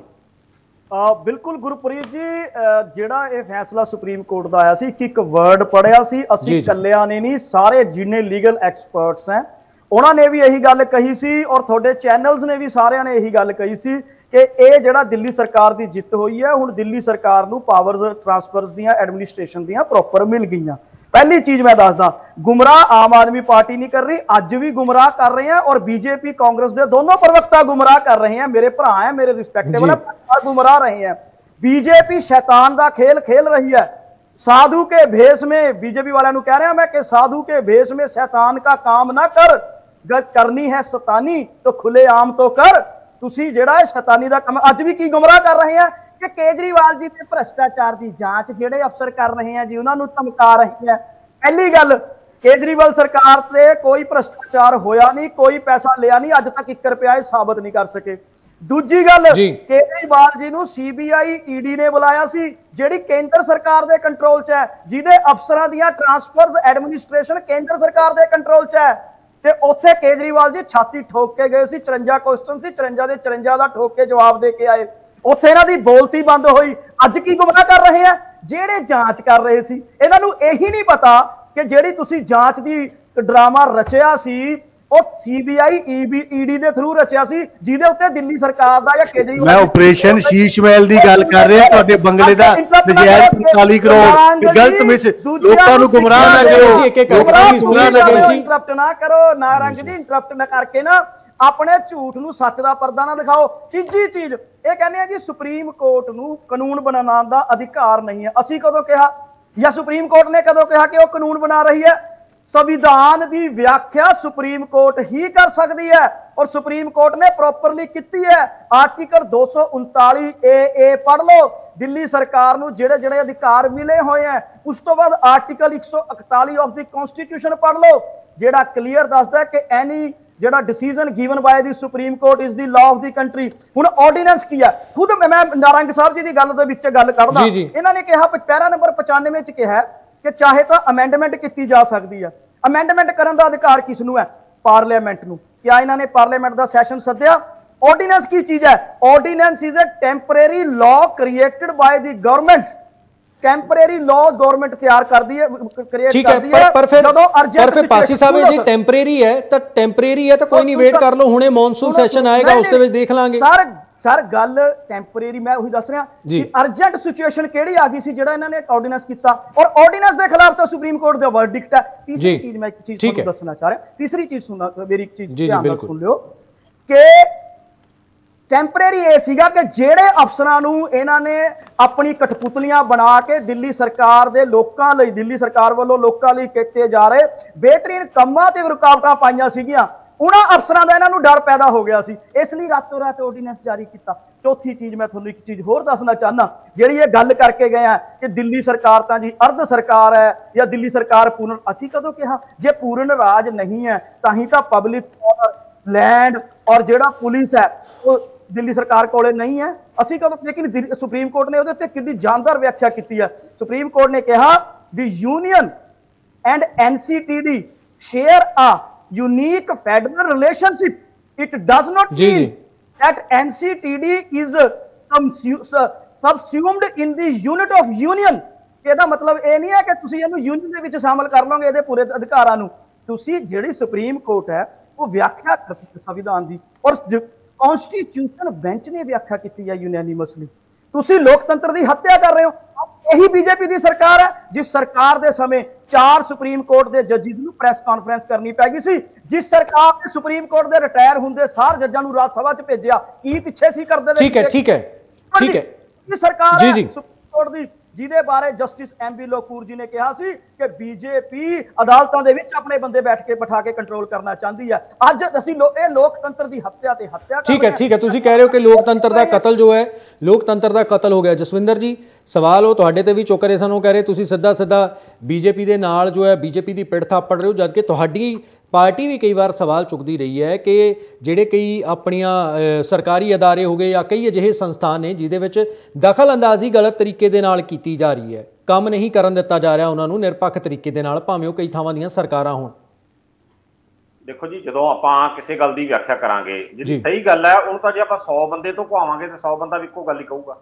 ਆਪਣਾ ਇੱਕ ਅਖਾਣ ਹੈ ਕਿ 100 ਸਿਆਣੇ ਇੱਕੋ ਮਤ, ਮੂਰਖ ਆਪੋ ਆਪਣੀ। ਜਿਹੜੀ ਸਹੀ ਗੱਲ ਆ ਉਹਨੂੰ ਤਾਂ ਸਾਰੇ ਇੱਕ ਬੰਦਾ 100 ਕਹਿ ਦੇ 1000 ਕਹੇ ਇੱਕੋ ਹੀ ਗੱਲ ਕਹੂਗਾ। ਫਿਰ ਇਹ ਕਹਿੰਦੇ ਰਲੇ ਵੇ ਆ, ਜਿੱਥੇ ਸਹੀ ਪੁਆਇੰਟ ਆਉਂਦਾ ਹੈ ਇੱਕ ਪੁਆਇੰਟ ਤੇ ਤਾਂ ਜਾ ਕੇ ਕੋਈ ਨਾ ਕੋਈ ਗੱਲ ਜਿਹੜੀ ਆਮ ਸਹਿਮਤੀ ਬਣਦੀ ਹੈ ਨਾ ਕਾਨੂੰਨੀ ਤੌਰ ਤੇ। ਫਿਰ ਜਿਹੜੀ ਗੱਲ ਹੈ ਇਹ ਗੁੰਮਰਾਹ ਕਰਨ ਵਾਲੀ ਤੇ ਕੰਮ ਕਰਨ ਵਾਲੀ। ਜਦੋਂ ਕੰਮ ਕਰਨ ਵਾਲੀ ਗੱਲ ਸੀ, ਦੇਖੋ ਸਾਡੇ ਸਵਰਗਵਾਸੀ ਸ਼ੀਲਾ ਦੀਕਸ਼ਿਤ ਜੀ ਮੁੱਖ ਮੰਤਰੀ ਰਹੇ ਆ, ਉਹਨਾਂ ਨੇ ਜਿਹੜਾ ਕੰਮ ਕੀਤਾ ਲੋਕਾਂ ਨੂੰ ਦਿਖਦਾ। 1995-96 ਦੇ ਵਿੱਚ ਮੈਂ ਦਿੱਲੀ ਜਾਂਦਾ ਰਿਹਾ ਜੀ। ਉੱਥੇ ਪੋਲਿਊਸ਼ਨ ਦੇ ਨਾਲ ਇੰਨਾ ਜ਼ਿਆਦਾ ਬੁਰਾ ਹਾਲ ਹੁੰਦਾ ਸੀ, ਟ੍ਰੈਫਿਕ ਇੰਨਾ ਜਾਮ ਹੁੰਦਾ ਸੀ ਦਿੱਲੀ ਦੇ ਵਿੱਚ, ਇਹ ਸੋਚਣ ਲਈ ਮਜਬੂਰ ਹੋਣਾ ਪੈਂਦਾ ਸੀ ਕਿ ਇਸ ਤੋਂ ਅੱਗੇ ਦਿੱਲੀ ਦਾ ਬਣੂਗਾ ਕੀ। ਪਰ ਸ਼ੀਲਾ ਦੀਕਸ਼ਿਤ ਜੀ ਨੇ ਇੰਨੀ ਜ਼ਿਆਦਾ ਡਿਵੈਲਪਮੈਂਟ ਕਰਾਈ, ਸਭ ਤੋਂ ਜ਼ਿਆਦਾ ਕੰਮ ਕੀਤਾ ਉਹਨਾਂ ਨੇ ਪੋਲਿਊਸ਼ਨ ਤੇ, ਪੋਲਿਊਸ਼ਨ ਕੰਟਰੋਲ ਕਰਨ ਵਾਸਤੇ। ਔਰ ਉਸ ਤੋਂ ਬਾਅਦ ਫਲਾਈਓਵਰ ਬ੍ਰਿਜ ਜਿਹੜੇ ਬਣੇ, ਜਿਹੜੇ ਸਾਰਾ ਜਾਮ ਹੁੰਦਾ ਸੀ ਉਹਦੇ ਤੇ ਕੰਮ ਕੀਤਾ। ਫਿਰ ਉਸ ਤੋਂ ਬਾਅਦ ਜਿਹੜਾ ਇਲੈਕਟ੍ਰੀਸਿਟੀ ਜਿਹੜੇ ਸਮਝੌਤੇ ਕੀਤੇ ਅਲੱਗ-ਅਲੱਗ ਕੰਪਨੀਆਂ ਨਾਲ, ਤੇ ਜਿਹੜੇ ਕੱਟ ਲੱਗਦੇ ਸੀ ਬਿਜਲੀ ਦੇ ਉਹ ਸਾਰੇ ਕੱਟ ਲੱਗਣੇ ਬੰਦ ਕਰਾਏ। ਲੋਕਾਂ ਲਈ ਪਾਣੀ ਦਾ ਪ੍ਰਬੰਧ ਕੀਤਾ। ਉਹ ਸੀ ਕੰਮ ਲੋਕਾਂ ਲਈ ਤੇ ਜਿਹੜੇ ਦਿਖਦੇ ਸੀ। ਪਰ ਇਹਨਾਂ ਨੇ ਕੀ ਹੈ, ਕੱਲਾ ਇੱਕ ਆਡੀਵਲ ਲੈ, ਫਿਰ ਉਹਦੇ ਲਈ ਕਹਿੰਦੇ ਜੀ ਪੋਲਿਊਸ਼ਨ ਸਾਡਾ ਇਹਦੇ ਨਾਲ ਘਟ ਜਾਊਗਾ। ਇੱਕ ਵੀ ਇੱਟ ਨਹੀਂ ਕਿਤੇ ਲਾਈ। ਫਿਰ ਗੁੰਮਰਾਹ ਕੀਤਾ ਲੋਕਾਂ ਨੂੰ। ਇੱਕ ਪੁਲ ਅਸੀਂ ਬਣਾ ਰਹੇ ਸੀ, ਉਹਦੇ ਤੇ 2000 ਕਰੋੜ ਲੱਗਣਾ ਸੀ, ਅਸੀਂ 200 ਕਰੋੜ ਦਾ ਬਣਾਤਾ, ਤੁਸੀਂ ਥੁੱਕ ਨਾ ਬਣਾਤਾ। ਇਹ ਬਿਲਕੁਲ ਗੁੰਮਰਾਹ ਕਰਦੇ ਲੋਕਾਂ ਨੂੰ, ਗਲਤ ਪ੍ਰਚਾਰ ਕਰਦੇ ਆ। ਔਰ ਜਿਹੜਾ ਖਾਸ ਕਰਕੇ ਦੇਖੋ ਜਿਹੜੀ ਗੱਲ ਇੱਕ ਕਰਨ ਵਾਲੀ ਹੈ, ਜਿਹੜੀ ਇਹਨਾਂ ਨੇ ਕੀ ਹੈ ਦਖਲਅੰਦਾਜ਼ੀ ਵਾਲੀ ਗੱਲ, ਉਹ ਦਖਲਅੰਦਾਜ਼ੀ ਵਾਲੀ ਗੱਲ ਤਾਂ ਬਿਲਕੁਲ ਠੀਕ ਹੈ। ਜਿਹੜੀ ਬੀਜੇਪੀ ਦੀ ਸਰਕਾਰ ਹੈ, ਇਹਨਾਂ ਨੇ ਇੱਕ ਮੰਗ ਕੀਤੀ ਸੀ ਕਿ ਜਿਹੜਾ ਸੁਪਰੀਮ ਕੋਰਟ ਦੇ ਜੱਜਾਂ ਦੀ ਨਿਯੁਕਤੀ ਦੇ ਲਈ ਕਾਲਜੀਅਮ ਬਣਦਾ ਹੈ, ਉਹਦੇ ਵਿੱਚ ਵੀ ਸਾਡੀ ਭਾਗੀਦਾਰੀ ਹੋਣੀ ਚਾਹੀਦੀ ਹੈ ਸਰਕਾਰ ਦੀ। ਜੀ ਬਿਲਕੁਲ। ਉਹ ਸਿੱਧੀ ਦਖਲਅੰਦਾਜ਼ੀ ਵਾਲੀ ਗੱਲ ਸੀ। ਉਸ ਗੱਲ ਦੇ ਅਸੀਂ ਖਿਲਾਫ ਹੈ, ਕਾਂਗਰਸ ਪਾਰਟੀ ਖਿਲਾਫ ਹੈ ਇਸ ਗੱਲ ਦੇ। ਜਿੱਥੇ ਕਿਤੇ ਕੋਈ ਜਿਹੜਾ ਨਿਆਂ ਵਿਭਾਗ ਹੈ ਸਾਡਾ, ਜਿਹੜਾ ਸਾਡਾ ਕਾਨੂੰਨ ਵਿਵਸਥਾ ਹੈ, ਉਹਦੇ ਵਿੱਚ ਜੇ ਸਰਕਾਰ ਦੀ ਦਖਲ ਅੰਦਾਜ਼ੀ ਆਉਂਦੀ ਹੈ, ਅਸੀਂ ਬਿਲਕੁਲ ਡਟ ਕੇ ਖਿਲਾਫ ਹਾਂ ਉਸ ਗੱਲ ਦੇ। ਪਰ ਜੇ ਕੋਈ ਕਾਨੂੰਨ ਦੇ ਨਾਂ ਤੇ ਆਮ ਜਨਤਾ ਨੂੰ ਗੁੰਮਰਾਹ ਕਰਦਾ ਫਿਰ ਤਾਂ ਸਾਨੂੰ ਦੱਸਣਾ ਬਣਦਾ ਨਾ, ਫਿਰ ਤਾਂ ਸਹੀ ਗੱਲ ਦੱਸਣੀ ਬਣਦੀ ਹੈ ਕਿ ਆਹ ਗੱਲ ਸਹੀ ਹੈ ਤੇ ਆਹ ਗਲਤ ਹੈ। ਸੋ ਇਹ ਅਸਲ 'ਚ ਗੱਲ ਇਹ ਹੈ ਵੀ ਇਹਨੂੰ ਲੋਕਾਂ ਨੂੰ ਭੰਬਲ ਭੂਸੇ 'ਚ ਨਹੀਂ ਪਾਉਣਾ ਚਾਹੀਦਾ ਕਿ ਸਾਨੂੰ ਜੀ ਆਹ ਆਰਡਰ ਮਿਲ ਗਿਆ ਜੀ, ਆਹ ਮਿਲ ਗਿਆ ਜੀ। ਜਦੋਂ ਕਿ ਇੱਕ ਜਿਹੜਾ ਯੂਟੀ ਦੀ ਪਰਿਭਾਸ਼ਾ, ਜਿਵੇਂ ਮੈਂ ਪਹਿਲਾਂ ਕਹੀ ਸੀ, ਉਹ ਯੂਟੀ ਦੀ ਪਰਿਭਾਸ਼ਾ ਬੜੀ ਸਿੰਪਲ ਹੈ, ਬੜੀ ਕੰਪਲੀਕੇਟਡ ਨਹੀਂ, ਬਹੁਤ ਸਿੰਪਲ ਹੈ ਕਿ ਜਿਹੜਾ ਯੂਨੀਅਨ ਟੈਰੀਟਰੀ ਕੇਂਦਰੀ ਸ਼ਾਸਿਤ ਪ੍ਰਦੇਸ਼ ਹੈ ਉਹਨੂੰ ਚਲਾਉਣਾ ਹੀ ਕੇਂਦਰ ਨੇ ਹੈ। ਹੁਣ ਜੇ ਕੋਈ ਕਹੇ ਮੈਂ ਕੇਂਦਰ ਨੂੰ ਤਾਂ ਮੰਨਦਾ ਨਹੀਂ ਜੀ, ਇਹ ਤਾਂ ਦੇਖੋ ਜਿਹੜੀ ਆਪਣੀ ਕੰਪਲੀਟ ਸਟੇਟ ਹੈ ਪੰਜਾਬ ਦੇ ਸਾਡੇ ਮਾਣਯੋਗ ਗਵਰਨਰ ਦੇ ਨਾਲ ਇਹਨਾਂ ਨੇ ਪੱਕਾ ਪਾਈ ਰੱਖਿਆ। ਅਸਲ ਦੇ ਵਿੱਚ ਨਾ ਇਹ ਕਾਨੂੰਨ ਨੂੰ ਮੰਨਦੇ ਹੀ ਨਹੀਂ ਜੀ। ਆਪਣੇ ਆਪ ਨੂੰ ਜਿਹੜਾ ਅਰਵਿੰਦ ਕੇਜਰੀਵਾਲ ਹੈ ਕਾਨੂੰਨ ਤੋਂ ਉੱਪਰ ਸਮਝਦਾ ਆਪਣੇ ਆਪ ਨੂੰ, ਉਹਦੇ ਕਰਕੇ ਇਹ ਸਮੱਸਿਆਵਾਂ ਜ਼ਿਆਦਾ ਖੜੀਆਂ ਹੁੰਦੀਆਂ। ਠੀਕ ਹੈ ਗੁੰਮਰਾਹ ਕਰਦਾ ਹੈ। ਸੋ ਤੁਸੀਂ ਕਹਿ ਰਹੇ ਕਿ ਠੀਕ ਹੈ ਗੁੰਮਰਾਹ ਕੀਤਾ ਜਾ ਰਿਹਾ ਇਹਨਾਂ ਦੋਨਾਂ ਸਟੇਟਸ ਦੇ ਵਿੱਚ, ਜਿਹੜੇ ਖਾਸ ਤੌਰ ਤੇ ਸਿਰਫ ਪੰਜਾਬ ਅਤੇ ਦਿੱਲੀ ਦੇ ਵਿੱਚ ਹੀ ਐਲਜੀ ਨੂੰ ਲੈ ਕੇ ਜਾਂ ਰਾਜਪਾਲ ਨੂੰ ਲੈ ਕੇ ਪੰਗਾ ਚੱਲ ਰਿਹਾ।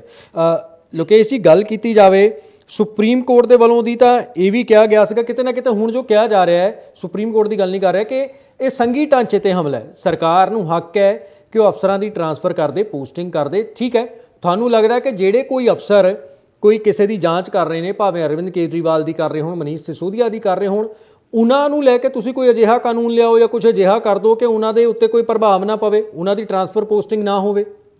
ਕਿ ਐਲਜੀ ਸਾਹਿਬ ਇਹ ਤਾਂ ਕਰ ਸਕਦੇ ਨੇ ਥੋੜਾ ਬਹੁਤਾ। ਗੁਰਪ੍ਰੀਤ ਜੀ, ਤੁਹਾਨੂੰ ਸਿੱਖਾਂ ਵਾਲਾ ਜੀ ਨੇ ਬੜਾ ਸਿੰਪਲ ਸ਼ਬਦਾਂ ਜੀ। 'ਚ ਜਵਾਬ ਦਿੱਤਾ ਕਿ ਕੇਂਦਰ ਸ਼ਾਸਿਤ ਪ੍ਰਦੇਸ਼ ਆ, ਹਾਂਜੀ, ਕੇਂਦਰ ਨੇ ਸ਼ਾਸਨ ਕਰਨਾ। ਮੇਰੇ ਖਿਆਲ ਨਾਲ ਉਸ ਤੋਂ ਬਾਅਦ ਕੋਈ ਗੱਲ ਰਹਿ ਨਹੀਂ ਜਾਂਦੀ।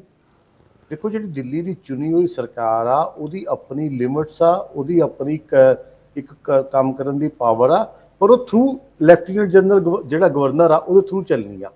ਜਿਵੇਂ ਆਪਾਂ ਇੱਥੇ ਸੰਵਿਧਾਨ 'ਚ ਦੇਖਦੇ ਆ ਨਾ ਜੀ, ਆਰਟੀਕਲ ਜਿਹੜਾ 166 ਜਾਂ 167 ਦੇ ਵਿੱਚ ਗਵਰਨਰ ਕੋ ਪਾਵਰ ਵੈਸਟ ਆ ਕਿ ਜਿਹੜੀ ਸਟੇਟ ਦੀ ਸਰਕਾਰ ਆ ਉਹਦੇ ਨਾਮ ਨਾਲ ਚੱਲਣੀ ਆ, ਉਹਦੀ ਆਰਡੀਨੈਂਸ ਨਾਲ ਚੱਲਣੀ ਆ, ਉਹਦੇ ਸਿਗਨੇਚਰ ਨਾਲ ਚੱਲਣੀ ਆ। ਇੱਦਾਂ ਹੀ ਦਿੱਲੀ ਦੇ ਵਿੱਚ ਆ। ਤੇ ਜਦ ਪਾਵਰਸ ਕਲੀਅਰ ਡਿਫਾਈਨ ਕੀਤੀਆਂ ਹੋਈਆਂ ਨੇ ਤੇ ਉਸ ਤੋਂ ਬਾਅਦ ਜੇ ਕੋਈ ਆਪਣਾ ਆਇਆ, ਕੋਈ ਆਰਡੀਨੈਂਸ ਆਇਆ, ਉੱਤੇ ਸੁਪਰੀਮ ਕੋਰਟ ਦਾ ਕੋਈ ਫੈਸਲਾ ਆ ਗਿਆ ਔਰ ਸੁਪਰੀਮ ਕੋਰਟ ਨੇ ਕਿਹਾ ਕਿ ਇੱਥੇ ਕਲੈਰਿਟੀ ਨਹੀਂ ਆ, ਇੱਥੇ ਕਲੈਰਿਟੀ ਨਹੀਂ ਆ। ਜੇ ਪੂਰੀ ਜਜਮੈਂਟ ਪੜਾਂਗੇ ਉਹ 'ਚ ਲਿਖਿਆ ਹੋਇਆ ਵੀ ਇਸ ਤੇ ਕਲੈਰਿਟੀ ਨਹੀਂ ਆ ਵੀ ਕਿਹਨੇ ਕੀ ਕਰਨਾ ਵਾ।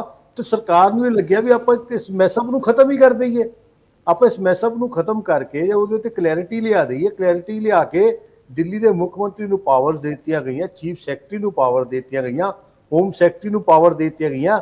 ਮੈਨੂੰ ਤਾਂ ਪਰੇਸ਼ਾਨੀ ਇਹਨਾਂ ਦੀ ਇਹ ਨਹੀਂ ਸਮਝ ਆਉਂਦੀ ਗੁਰਪ੍ਰੀਤ ਜੀ, ਮੁੱਖ ਮੰਤਰੀ ਇਹਨਾਂ ਦਾ, ਚੀਫ ਸੈਕਟਰੀ ਇਹਨਾਂ ਦੀ ਸਰਕਾਰ ਦਾ, ਹੋਮ ਸੈਕਟਰੀ ਇਹਨਾਂ ਦਾ, ਤੇ ਸਾਡਾ ਕੀ ਦਖਲ ਹੋਇਆ ਜੀ? ਕੇਂਦਰ ਦਾ ਕੀ ਦਖਲ ਹੋਇਆ? ਸਾਰਾ ਕੁਝ ਜਦ ਹੈਗਾ ਹੀ ਇਹਨਾਂ ਦੇ ਕੋਲ ਆ ਤੇ ਫਿਰ ਰੌਲਾ ਕਾਹਦਾ? ਇਹ ਤਾਂ ਇਹਨਾਂ ਦੀ ਪਾਵਰਸ ਵਧੀਆ ਨੇ। ਜੇ ਵਧੀਆ ਪਾਵਰਸ ਤੇ ਵੀ ਅਸੀਂ ਰੌਲਾ ਪਾਣਾ ਆ ਤੇ ਫਿਰ ਆਪਾਂ ਜਨਤਾ ਦੇ ਪਰ ਸਰ ਪਾਵਰ ਵਧੀਆ ਨੇ, ਠੀਕ ਹੈ। ਇਹ 3 ਮੈਂਬਰਾਂ ਦੀ ਕਮੇਟੀ ਬਣਾਤੀ, ਸੀਐਮ ਹੋ ਗਏ, ਮੁੱਖ ਸਕੱਤਰ ਹੋ ਗਏ, ਗ੍ਰਹਿ ਸਕੱਤਰ ਹੋ ਗਏ, ਪਰ ਆਖਰੀ ਫੈਸਲਾ ਤਾਂ ਐਲਜੀ ਸਾਹਿਬ ਲੈਣਗੇ। ਫਿਰ ਉਹਨਾਂ ਦਾ 3 ਮੈਂਬਰਾਂ ਦਾ ਕਮੇਟੀ ਦਾ ਫਾਇਦਾ ਕੀ ਹੈ? ਗੁਰਪ੍ਰੀਤ ਜੀ, ਉਹਦੇ 'ਚ ਇਹ ਲਿਖਿਆ ਹੋਇਆ ਵਾ, ਜਿੰਨਾ ਮੈਂ ਉਹਨੂੰ ਪੜਿਆ, ਕਿ ਬਹੁਮਤ ਨਾਲ ਫੈਸਲਾ ਹੋਊਗਾ। ਹਾਂਜੀ, ਬਹੁਮਤ ਨਾਲ, ਠੀਕ ਹੈ। ਜੇ ਬਹੁਮਤ ਨਾਲ, ਮੈਂ ਫਿਰ ਤੁਹਾਨੂੰ ਰਿਪੀਟ ਕਰ ਰਿਹਾ ਕਿ ਮੁੱਖ ਮੰਤਰੀ ਦਿੱਲੀ ਦਾ ਆਮ ਆਦਮੀ ਪਾਰਟੀ ਦਾ, ਉਹਦਾ ਹੀ ਚੀਫ ਸੈਕਟਰੀ, ਉਹਦਾ ਹੀ ਹੋਮ ਸੈਕਟਰੀ, ਤੇ ਫਿਰ ਦਿੱਕਤ ਕੀ ਆ? ਠੀਕ ਹੈ। ਮੈਂ ਲੋਕੇਸ਼ ਜੀ ਇਹ ਵੀ ਜਾਣਨਾ ਚਾਹੁੰਦਾ ਕਿ ਇਹ ਹੁਣ ਜਿਹੜਾ ਵਿਵਾਦ ਚੱਲ ਰਿਹਾ ਹੈ, ਕਿ 2014 ਤੋਂ ਪਹਿਲਾਂ ਤੁਸੀਂ ਤੇ ਸਿੱਖਾਂ ਵਾਲਾ ਜੀ, ਵਿਕਰਮ ਜੀ ਵੀ ਜਾਣਦੇ ਹੋਵੋਗੇ, ਮੇਰੀ ਹਾਲਾਂਕਿ ਉਮਰ ਇੰਨੀ ਨਹੀਂ ਹੈਗੀ, ਮੈਨੂੰ ਇਸ ਦੇ ਬਾਰੇ ਨਹੀਂ ਪਤਾ, ਕਿ ਪਹਿਲਾਂ ਵੀ ਇਸੇ ਤਰ੍ਹਾਂ ਦੇ ਨਾਲ ਚੱਲਦਾ ਰਿਹਾ। ਜਿਹੜੀਆਂ ਪਹਿਲਾਂ ਸਰਕਾਰਾਂ ਰਹੀਆਂ, ਪੋਸਟਿੰਗ ਜੋ ਹੈ ਉਹ ਐਲਜੀ ਹੀ ਕਰਦੇ ਸਨ ਪੂਰੇ ਤਰ੍ਹਾਂ ਨਾਲ, ਤਾਂ ਉਹਨਾਂ ਨੇ ਕੋਈ ਆਵਾਜ਼ ਉਦੋਂ ਨਹੀਂ ਚੁੱਕੀ ਹੋਏਗੀ। ਦੇਖੋ, ਪਹਿਲਾਂ ਵੀ ਪੋਸਟਿੰਗ ਐਲਜੀ ਦੇ ਥਰੂ ਹੁੰਦੀ ਸੀ। ਮੈਂ ਤੁਹਾਨੂੰ ਸ਼ੁਰੂ 'ਚ ਗੱਲ ਸ਼ੁਰੂ ਕਰਨ ਲੱਗੇ ਗੱਲ ਕੀਤੀ ਆ ਕਿ ਜਦੋਂ ਮਦਨ ਲਾਲ ਖੁਰਾਨਾ, ਸਾਹਿਬ ਸਿੰਘ ਵਰਮਾ, ਸ਼੍ਰੀਮਤੀ ਸੁਸ਼ਮਾ ਸਵਰਾਜ ਮੁੱਖ ਮੰਤਰੀ ਸੀ, ਕੇਂਦਰ ਦੀ ਸਰਕਾਰ ਸੀ ਔਰ ਐਲਜੀ ਕੇਂਦਰ ਦਾ ਅਪਾਇੰਟ ਕੀਤਾ ਹੋਇਆ ਸੀਗਾ। ਜਦੋਂ ਸ਼ੀਲਾ ਦੀਕਸ਼ਿਤ ਜੀ ਦੀ 5 ਸਾਲ ਸਰਕਾਰ ਰਹੀ ਆ, ਉਦੋਂ ਅਟਲ ਬਿਹਾਰੀ ਵਾਜਪੇਈ ਜੀ ਪ੍ਰਧਾਨ ਮੰਤਰੀ ਸੀਗੇ, ਕੇਂਦਰ 'ਚ ਬੀਜੇਪੀ ਦੀ ਸਰਕਾਰ ਸੀ, ਉੱਥੇ ਸ਼ੀਲਾ ਦੀਕਸ਼ਿਤ ਜੀ ਮੁੱਖ ਮੰਤਰੀ ਸੀ। ਕਦੇ ਵੀ ਕਿਸੇ ਤਰ੍ਹਾਂ ਦਾ ਕੋਈ ਟਸਲ ਨਹੀਂ ਆਈ। ਇਹੀ ਸੰਵਿਧਾਨ ਸੀ, ਇਹੀ ਪ੍ਰੋਸੀਜਰ ਸੀ। ਦਿੱਕਤ ਆਣੀ ਕਦੋਂ ਸ਼ੁਰੂ ਹੋਈ ਆ? 2013 ਤੋਂ ਬਾਅਦ, ਜਦੋਂ ਦੀ ਇਹ ਪਾਰਟੀ ਆਈ ਆ ਜਿਹਨੇ ਕਿ ਸੰਵਿਧਾਨ ਨੂੰ ਮੰਨਣ ਨੂੰ ਤਿਆਰ ਹੀ ਨਹੀਂ ਆ। ਮੈਂ ਤੁਹਾਨੂੰ ਇੱਕ ਛੋਟੀ ਜਿਹੀ ਮਿਸਾਲ ਦਿੰਦਾ, ਹੱਥ ਲੋ ਪਾਸੀ ਜੀ, ਸਾਰਾ ਪੰਜਾਬ ਦੇਖ ਰਿਹਾ। ਮੈਂ ਇੰਟਰਪਟ ਨਹੀਂ ਕਰਨਾ ਚਾਹੁੰਦਾ, ਬਾਅਦ ਚ ਜਵਾਬ ਦਊਂਗਾ। ਗੁਰਪ੍ਰੀਤ ਜੀ, ਤੁਹਾਨੂੰ ਇੱਕ ਛੋਟੀ ਜਿਹੀ ਮਿਸਾਲ ਦਿੰਦਾ। ਜਦੋਂ ਇਹ ਪਾਰਟੀ ਰਾਮਲੀਲਾ ਮੈਦਾਨ ਤੋਂ ਨਿਕਲੀ, ਇਹਨਾਂ ਨੇ ਸਭ ਤੋਂ ਜ਼ਿਆਦਾ ਇਲਜ਼ਾਮ ਸ਼ੀਲਾ ਦੀਕਸ਼ਿਤ ਤੇ ਲਾਏ ਸੀ ਕਿ ਉਸ ਤੋਂ ਬੜਾ ਕਰਪਟ ਨੇਤਾ ਕੋਈ ਨਹੀਂ। ਕਪਿਲ ਸਿੱਬਲ ਤੇ ਇਹਨਾਂ ਨੇ ਸਭ ਤੋਂ ਵੱਧ ਇਲਜ਼ਾਮ ਲਾਏ ਸੀ। ਅੱਜ 10 ਸਾਲ ਹੋ ਗਏ, ਅੱਜ ਤੱਕ ਇਹ ਕੋਈ ਸਬੂਤ ਪੇਸ਼ ਕਰ ਸਕੇ ਸ਼ੀਲਾ ਦੀਕਸ਼ਿਤ ਦੇ ਖਿਲਾਫ। ਇੱਥੋਂ ਇਹਨਾਂ ਦੇ ਝੂਠ ਦਾ ਅੰਦਾਜ਼ਾ ਲੱਗਦਾ ਕਿ ਇਹ ਪਾਰਟੀ ਸਿਰਫ ਰੌਲਾ ਪਾਉਣ ਵਾਲੀ ਸੀ, ਲੋਕਾਂ ਨੂੰ ਗੁੰਮਰਾਹ ਕਰਕੇ ਸੱਤਾ ਦੇ ਵਿੱਚ ਆ ਗਈ। ਔਰ ਸੱਤਾ 'ਚ ਆਉਣ ਤੋਂ ਬਾਅਦ, ਮੈਂ ਤੁਹਾਨੂੰ ਕਹਿ ਰਿਹਾ, ਮੈਂ ਤੁਹਾਨੂੰ ਫਿਰ ਕਹਿ ਰਿਹਾ ਕਿ ਜਿਨ੍ਹਾਂ ਲੋਕਾਂ ਦੇ ਖਿਲਾਫ ਇਹ ਸਭ ਤੋਂ ਵੱਧ ਰੌਲਾ ਪਾਉਂਦੇ ਸੀ, ਸਭ ਤੋਂ ਪਹਿਲਾਂ ਜਾਂ ਤਾਂ ਇਹਨਾਂ ਨੇ ਉਹਦੇ ਕੋਲ ਮਾਫੀ ਮੰਗੀ, ਜਾਂ ਹੁਣ ਉਹ ਇਹਨਾਂ ਨੂੰ ਬਚਾਉਂਦੇ ਨੇ। ਜਿਵੇਂ ਕਪਿਲ ਸਿੱਬਲ ਜੀ ਨੇ, ਕਪਿਲ ਸਿੱਬਲ ਜੀ ਨੂੰ ਭ੍ਰਸ਼ਟ ਕਹਿੰਦੇ ਸੀਗੇ, ਪਰ ਅੱਜ ਉਹੀ ਭ੍ਰਸ਼ਟ ਆਦਮੀ ਇਹਨਾਂ ਨੂੰ ਅੱਛਾ ਲੱਗਦਾ ਕਿਉਂਕਿ ਇਹਨਾਂ ਨੂੰ ਅਦਾਲਤਾਂ 'ਚੋਂ ਬਚਾਉਂਦਾ ਆ। ਹੁਣ ਜਿਹੜੀ ਮੈਂ ਗੱਲ ਫਿਰ ਤੁਹਾਨੂੰ ਕਹਿ ਰਿਹਾ ਕਿ ਜਿਹੜਾ ਹੁਣ ਇਹ ਨਵਾਂ ਕਰਨ ਜਾ ਰਹੇ ਨੇ ਕਿ ਪਟਨਾ ਦੇ ਵਿੱਚ, ਤੁਸੀਂ ਮੈਨੂੰ ਦੱਸੋ, ਲਾਲੂ ਪ੍ਰਸਾਦ ਯਾਦਵ ਸਜ਼ਾ ਯਾਫਤਾ ਆਪਣਾ ਚਾਰਾ ਘੁਟਾਲੇ ਦੇ ਵਿੱਚ, ਬਾਕੀਆਂ ਦੇ ਕੇਸ ਚੱਲ ਰਹੇ ਨੇ, ਔਰ ਜਿਨ੍ਹਾਂ ਨੂੰ ਸਭ ਤੋਂ ਭ੍ਰਸ਼ਟ ਕਹਿੰਦੇ ਸੀ ਅੱਜ ਉਹਨਾਂ ਨਾਲ ਗਲੇ ਮਿਲਣ ਨੂੰ ਤਿਆਰ ਹੋ ਗਏ ਨੇ। ਠੀਕ ਹੈ, ਠੀਕ ਐਸਾ ਇਹਨਾਂ ਦਾ ਦੋਹਰਾ ਚਰਿੱਤਰ ਆ। ਠੀਕ ਹੈ, ਦੋਹਰੇ ਚਿਹਰੇ ਦੀ ਗੱਲ ਹੋ ਰਹੀ ਹੈ। ਪਾਸੀ ਜੀ ਉਹ ਸਿੱਧਾ ਸਿੱਧਾ ਕਹਿ ਰਹੇ ਨੇ ਕਿ ਇਸ ਤੋਂ ਪਹਿਲਾਂ ਵੀ ਸਰਕਾਰਾਂ ਰਹੀਆਂ ਨੇ, ਉਦੋਂ ਤਾਂ ਅਜਿਹੇ ਵਿਵਾਦ ਕਿਸੇ ਨੇ ਵੀ ਨਹੀਂ ਦੇਖੇ, ਇੰਨਾ ਹੋ ਹੱਲਾ ਮਚਿਆ ਹੀ ਨਹੀਂ। ਕੰਮ ਤਾਂ ਉਦੋਂ ਵੀ ਹੁੰਦੇ ਰਹੇ ਨੇ ਤੇ ਹੁਣ ਵੀ ਹੁੰਦੇ ਰਹਿਣਗੇ। ਨਾਲੇ ਉਹ ਜਿਹੜੀ ਬਹੁਮਤ ਵਾਲੀ ਗੱਲ, 3 ਮੈਂਬਰੀ ਕਮੇਟੀ ਬਣਾਈ ਗਈ ਹੈ, ਕਿ ਤੁਹਾਨੂੰ ਕੋਈ ਸ਼ੱਕ ਹੈਗਾ ਕਿ ਜੇ ਉਹ 3 ਮੈਂਬਰੀ ਕਮੇਟੀ ਕੋਈ ਡਿਸੀਜਨ ਲਏਗੀ, ਉਹ ਐਲਜੀ ਕੋਲ ਭੇਜਦੀ ਹੈ ਤੇ ਐਲਜੀ ਸਾਹਿਬ ਉਹਨੂੰ ਪਾਸ ਹੀ ਨਹੀਂ ਕਰਨਗੇ ਜੇ ਉਹ ਬਹੁਮਤ ਦੇ ਨਾਲ ਗਿਆ ਹੋਇਆ ਫੈਸਲਾ? ਦੇਖੋ ਗੁਰਪ੍ਰੀਤ ਜੀ, ਗੱਲ ਤਾਂ ਫੇਰ ਉੱਥੇ ਹੀ ਆ ਗਈ ਨਾ ਕਿ ਹੋਮ ਸੈਕਟਰੀ ਨੂੰ ਕਿਹਨੇ ਅਪੁਆਇੰਟ ਕਰਨਾ? ਕੇਂਦਰ ਸਰਕਾਰ ਨੇ। ਚੀਫ ਸੈਕਟਰੀ ਨੂੰ ਕਿਹਨੇ ਅਪੁਆਇੰਟ ਕਰਨਾ? ਕੇਂਦਰ ਸਰਕਾਰ ਨੇ। ਐਲਜੀ ਨੂੰ ਕਿਹਨੇ ਅਪੁਆਇੰਟ ਕਰਨਾ? ਕੇਂਦਰ ਸਰਕਾਰ ਨੇ। ਤੇ ਲੋਕਾਂ ਦੇ ਚੁਣੇ ਹੋਏ ਚੀਫ ਮਿਨਿਸਟਰ ਕੋਲੇ ਕੀ ਆ? ਫਿਰ ਬਹੁਮਤ ਵੀ ਕੇਂਦਰ ਸਰਕਾਰ। ਇਹੀ ਤਾਂ ਤਰੀਕਾ ਇਹਨਾਂ ਦਾ ਸਮਝਣ ਵਾਲਾ। ਦੋਹਰਾ ਚਰਿੱਤਰ ਆਮ ਆਦਮੀ ਪਾਰਟੀ ਦਾ ਨਹੀਂ, ਦੋਹਰਾ ਚਰਿੱਤਰ ਖੇਲਦੇ ਰਹੇ ਆ ਬੀਜੇਪੀ ਔਰ ਕਾਂਗਰਸ ਵਾਲੇ। ਹੁਣ ਮੈਂ ਸਿੱਖਾਂ ਵਾਲਾ ਜੀ ਨੇ ਕਿਹਾ ਕਿ ਸਿਆਣਿਆਂ ਦੀ ਇੱਕੋ ਮਤ, ਮੂਰਖ ਆਪਣੋ ਆਪਣੀ, ਹੈ ਨਾ। ਇਹ ਬੜਾ ਅੱਜ ਬੀਜੇਪੀ ਦੀ ਸਪੋਰਟ ਕਰ ਰਹੇ ਆ। ਇਹਨਾਂ ਨੇ ਮੂਰਖ ਕਿਹਾ ਜਿਹੜੇ ਇਸ ਦਾ ਵਿਰੋਧ ਕਰ ਰਹੇ। ਨਹੀਂ ਉਹਨਾਂ ਨੇ ਇਹ ਕਿਹਾ, ਉਹਨਾਂ ਨੇ ਜੀ ਉਹਨਾਂ ਨੇ ਇਦਾਂ ਡਾਇਰੈਕਟਲੀ ਨਹੀਂ ਕਿਹਾ, ਉਹਨਾਂ ਨੇ ਵਿਰੋਧ ਵੀ ਕੀਤਾ। ਉਹਨਾਂ ਨੇ ਕਿਹਾ ਦੇਖੋ ਜੇ ਇੱਥੇ ਕੋਈ ਗਲਤ ਹੋ ਰਿਹਾ ਉੱਥੇ ਅਸੀਂ ਵਿਰੋਧ ਵੀ ਕਰਦੇ ਹਾਂ। ਸਰ ਹੁਣ ਮੈਨੂੰ ਨਾ, ਮੈਂ ਪਹਿਲੇ ਸਪੋਕਸਮੈਨ ਦੇਖੇ ਆ ਸਿੱਖਾਂ ਵਾਲਾ ਜੀ ਜਿਹੜੇ ਆਪਣੇ ਆਲ ਇੰਡੀਆ ਪ੍ਰੈਜ਼ੀਡੈਂਟ ਦੇ ਬਿਆਨਾਂ ਦੇ ਉਲਟ ਬੋਲ ਰਹੇ ਆ। ਤੁਹਾਡੀ ਸਕਰੀਨ ਤੇ ਮੈਂ ਖੜਗੇ ਜੀ ਦਾ ਬਿਆਨ ਦਿਖਾ ਰਿਹਾ। ਆ ਖੜਗੇ ਜੀ ਦਾ ਬਿਆਨ ਹੈ। ਖੜਗੇ ਜੀ ਕਹਿੰਦੇ ਆ Congress president Mallikarjun Kharge lashed out at the Bharatiya Janata Party, ਮਤਲਬ ਭਾਰਤੀ ਜਨਤਾ ਪਾਰਟੀ ਦੇ ਖਿਲਾਫ ਬੋਲੇ ਕਿ ਜਿਹੜੀ ਭਾਰਤੀ ਜਨਤਾ ਪਾਰਟੀ ਲੈਡ ਗਵਰਨਮੈਂਟ ਹੈ ਇਹ ਅਨਡੈਮੋਕ੍ਰੈਟਿਕ ਹੈ ਔਰ ਇਹ ਜਿਹੜੀ ਹੈ ਡਿਸਟਰੋਏ ਕਰ ਰਹੀ ਹੈ ਸੰਘਵਾਦ ਨੂੰ ਔਰ ਇਹ ਡਿਕਟੇਟਰਸ਼ਿਪ ਨਾਲ ਕੰਮ ਕਰ ਰਹੀ ਹੈ। ਇਹ ਅੱਜ ਮਲਿਕਾਰਜੁਨ ਖੜਗੇ ਜੀ ਦੇ ਬਿਆਨ ਨੂੰ ਉਲਟ ਕਰ ਰਹੇ ਆ ਸਿੱਖਾਂ ਵਾਲਾ ਜੀ। ਰੀਜ਼ਨ ਹੈ ਉਹਦਾ ਕਿਉਂਕਿ ਪੰਜਾਬ ਦੇ ਵਿੱਚ ਜਿਹੜੀ ਕਾਂਗਰਸ ਹੈ ਨਾ ਜੀ, ਉਹ ਇੰਨੀ ਕੁ ਜਰਜਰ ਔਰ ਟੁੱਟੀ ਹੋਈ ਹੈ। ਇਹਨਾਂ ਨੂੰ ਆਪਣਾ ਭਵਿੱਖ ਬੀਜੇਪੀ ਦੇ ਵਿੱਚ ਨਜ਼ਰ ਆ ਰਿਹਾ ਹੈ ਔਰ ਬੀਜੇਪੀ ਜਿਹੜੀ ਆਪਣੇ ਆਪ ਨੂੰ ਪਾਕ ਸਾਫ਼ ਦੱਸ ਰਹੀ ਹੈ ਨਾ। ਕਹਿੰਦੇ ਜੀ ਇਹਨਾਂ ਨੇ ਸ਼ੀਲਾ ਦੀਕਸ਼ਿਤ ਤੇ ਕਿਉਂ ਨਹੀਂ ਐਕਸ਼ਨ ਲਿਆ? ਭਾਈ ਪੁਲਿਸ ਕੇਂਦਰ ਦੇ ਕੰਟਰੋਲ 'ਚ ਹੈ, ਕੇਜਰੀਵਾਲ ਜੀ ਦੇ ਕੰਟਰੋਲ 'ਚ ਨਹੀਂ ਹੈ। ਔਰ ਜਿਹੜੇ ਆਪਣੇ ਆਪ ਨੂੰ ਪਾਕ ਸਾਫ਼ ਦੱਸ ਰਹੇ ਇਹਨਾਂ ਨੂੰ ਪੁੱਛੋ, ਇਹਨਾਂ ਦੇ ਯਦੂਰੱਪਾ ਜੀ, ਇਹਨਾਂ ਦੇ ਬੰਗਾਰੂ ਲਕਸ਼ਮਣ ਜੀ ਕਿੱਡੇ ਕਿੱਡੇ ਕਰਪਟ, ਮੈਂ ਨਾਮ ਲਿਖਾਵਾਂ। ਵਿਸ਼ਵ ਸ਼ਰਮਾ ਜੀ ਦੇ ਖਿਲਾਫ ਬੀਜੇਪੀ ਨੇ ਬੁੱਕਲੈਟ ਜਾਰੀ ਕੀਤੀ ਸੀ, ਉਹਨੂੰ ਦੁਬਾਰਾ ਸੀਐਮ ਬਣਾਇਆ। ਔਰ ਪੰਜਾਬ ਦੀ ਕਰਪਟ ਲੀਡਰਸ਼ਿਪ ਜਿਹਨਾਂ ਤੇ ਇਲਜ਼ਾਮ ਲੱਗੇ, ਸੁੰਦਰ ਸ਼ਾਮ ਅਰੋੜਾ ਵਰਗੇ ਤੁਹਾਡੇ ਕੋਲੇ ਲਾਈਨਾਂ ਲਾ ਕੇ ਆ ਰਹੇ ਆ। ਔਰ ਮੈਨੂੰ ਹੋਰ ਵੀ ਨਜ਼ਰ ਆ ਰਹੇ ਆ ਕਾਂਗਰਸ ਦੇ ਜੋ ਹਾਲਾਤ ਨਜ਼ਰ ਆ ਰਹੇ ਆ। ਕਰਪਟ ਨੂੰ ਤਾਂ ਗੰਗਾ ਜਲ ਛਿੜਕ ਕੇ ਬੀਜੇਪੀ ਆਪਣੇ ਚ ਲੈਂਦੀ ਹੈ। ਹੁਣ ਇਹ ਕਹਿ ਰਹੇ ਆ ਜੀ ਕਿ ਲਾਲੂ ਪ੍ਰਸਾਦ ਯਾਦਵ ਜੀ, ਲਾਲੂ ਪ੍ਰਸਾਦ ਯਾਦਵ ਨੇ ਕਰਪਸ਼ਨ ਕੀਤੀ, ਉਹਨੂੰ ਸਜ਼ਾ ਹੋਈ, ਉਹ ਅਲੱਗ ਚੀਜ਼ ਹੈ। ਕਿਆ ਉਹਦੀ ਪਾਰਟੀ ਦੇ ਸਾਰੇ ਹੀ ਕਰਪਟ ਹੋ ਗਏ? ਕਿਆ ਇਹਦਾ ਮਤਲਬ ਜੇ ਬੰਗਾਰੂ ਲਕਸ਼ਮਣ ਕਰਪਟ ਸੀ ਸਾਰੀ ਬੀਜੇਪੀ ਕਰਪਟ ਹੈ? ਅਗਰ ਯਦੂਰੱਪਾ ਜੀ ਕਰਪਟ ਸੀ ਤਾਂ ਤੁਹਾਡੀ ਸਾਰੀ ਬੀਜੇਪੀ ਕਰਪਟ ਹੈ? ਇਹ ਕਿੱਦਾਂ ਦੀ ਗੱਲਾਂ, ਗੁੰਮਰਾਹ ਕਿੱਥੇ ਕਰ ਰਹੇ ਆ? ਕੁਐਸਚਨ ਇੱਥੇ ਆ ਜਾਂਦਾ ਹੈ ਗੁਰਪ੍ਰੀਤ ਜੀ, ਕੁਐਸਚਨ ਇਹ ਹੈ ਕਿ ਤੁਸੀਂ ਜਿਹੜਾ ਸੁਪਰੀਮ ਕੋਰਟ ਨੇ ਸੰਵਿਧਾਨ ਦੀ ਵਿਆਖਿਆ ਕੀਤੀ ਹੈ ਆਰਟੀਕਲ 239 ਏ ਦੇ ਵਿੱਚ, ਇਹ ਕਹਿੰਦੇ ਆ ਜੀ ਕੇਂਦਰ ਸ਼ਾਸਿਤ ਪ੍ਰਦੇਸ਼ ਹੈ। ਫਿਰ ਇਹਨੂੰ ਤੁਸੀਂ ਸਰਕਾਰ ਬਣਾਈ ਕਿਉਂ? ਸਟੇਟ ਗਵਰਨਮੈਂਟ ਬਣਾਈ ਕਿਉਂ? ਫਿਰ ਬੀਜੇਪੀ ਨੇ ਆਪਣੇ ਮੈਨੀਫੈਸਟੋ ਦੇ ਇਹ ਸਾਰੀਆਂ, ਇਹ ਸਵਾਲ ਬੜਾ ਵੱਡਾ ਹੈ। ਇਹ ਸਾਰੀਆਂ ਹੀ ਪਾਰਟੀਆਂ ਆਪਣੇ ਮੈਨੀਫੈਸਟੋ ਸ਼ਾਮਲ ਕਰਦੀਆਂ ਨੇ ਕਿ ਦਿੱਲੀ ਨੂੰ ਪੂਰਨ ਰਾਜ ਦਾ ਦਰਜਾ ਦਿਵਾਵਾਂਗੇ। ਤੁਸੀਂ ਕਨਸਟੀਟਿਊਸ਼ਨ ਦੀ ਹੱਤਿਆ ਕਰਦੇ ਹੋ, ਤੁਸੀਂ ਲੋਕਤੰਤਰ ਦੀ ਹੱਤਿਆ ਕਰਦੇ ਹੋ। ਮੈਂ ਇਸੇ ਲਈ ਗੁਰਪ੍ਰੀਤ ਜੀ, ਮੈਂ ਤੇਜ਼ੀ 'ਚ ਤੁਸੀਂ ਨਹੀਂ ਸੁਣਿਆ, ਮੈਂ ਇਸੇ ਲਈ बीजेपी ਨੂੰ कहना कि साधु के भेष में शैतान का काम ना कर, गर करनी है शैतानी तो खुलेआम तो कर। ऑर्डिनेंसेस कर करके क्यों तोड़ दो, ला दो यूटी दोबारा बढ़ा दो दिल्ली ਨੂੰ, ਜੇ ਦਮ ਹੈ, ਜੇ ਤੁਹਾਡੇ 'ਚ ਹਿੰਮਤ ਹੈ। 24 ਦੇ ਵਿੱਚ ਦੇਖੋ ਲੋਕ ਤੁਹਾਡੇ ਨਾਲ ਕੀ ਕਰਦੇ ਨੇ। ਠੀਕ ਹੈ ਸਰ, ਠੀਕ ਹੈ ਪਾਸੀ ਸਾਹਿਬ, ਇਹ ਤਾਂ ਸਮਾਂ ਆਉਣ ਤੇ ਪਤਾ ਲੱਗੇਗਾ ਕੀ ਹੁੰਦਾ ਕੀ ਨਹੀਂ ਹੁੰਦਾ। ਜਸਵਿੰਦਰ ਜੀ, ਗੱਲ ਇਹ ਹੈ ਜਿਸ ਤਰ੍ਹਾਂ ਪਾਸੀ ਜੀ ਵੀ ਜ਼ਿਕਰ ਕਰ ਰਹੇ ਸੀ, ਮੇਰੇ ਵੀ ਜ਼ਿਹਨ 'ਚ ਗੱਲ ਆਈ ਕਿ ਕੋਈ ਵੀ ਪਾਰਟੀ ਹੋਵੇ, ਭਾਵੇਂ ਕਾਂਗਰਸ ਹੋਵੇ, ਬੀਜੇਪੀ ਹੋਵੇ, ਆਪ ਵੀ ਸ਼ਾਮਲ ਕਰ ਦਈਏ, ਆਪਣੇ ਮੈਨੀਫੈਸਟੋ 'ਚ ਸਾਰੇ ਇਹ ਗੱਲ ਕਰਦੇ ਨੇ ਕਿ ਦਿੱਲੀ ਨੂੰ ਪੂਰਨ ਰਾਜ ਦਾ ਦਰਜਾ ਜੋ ਹੈ ਅਸੀਂ ਉਹ ਦਬਾ ਕੇ ਰਵਾਂਗੇ।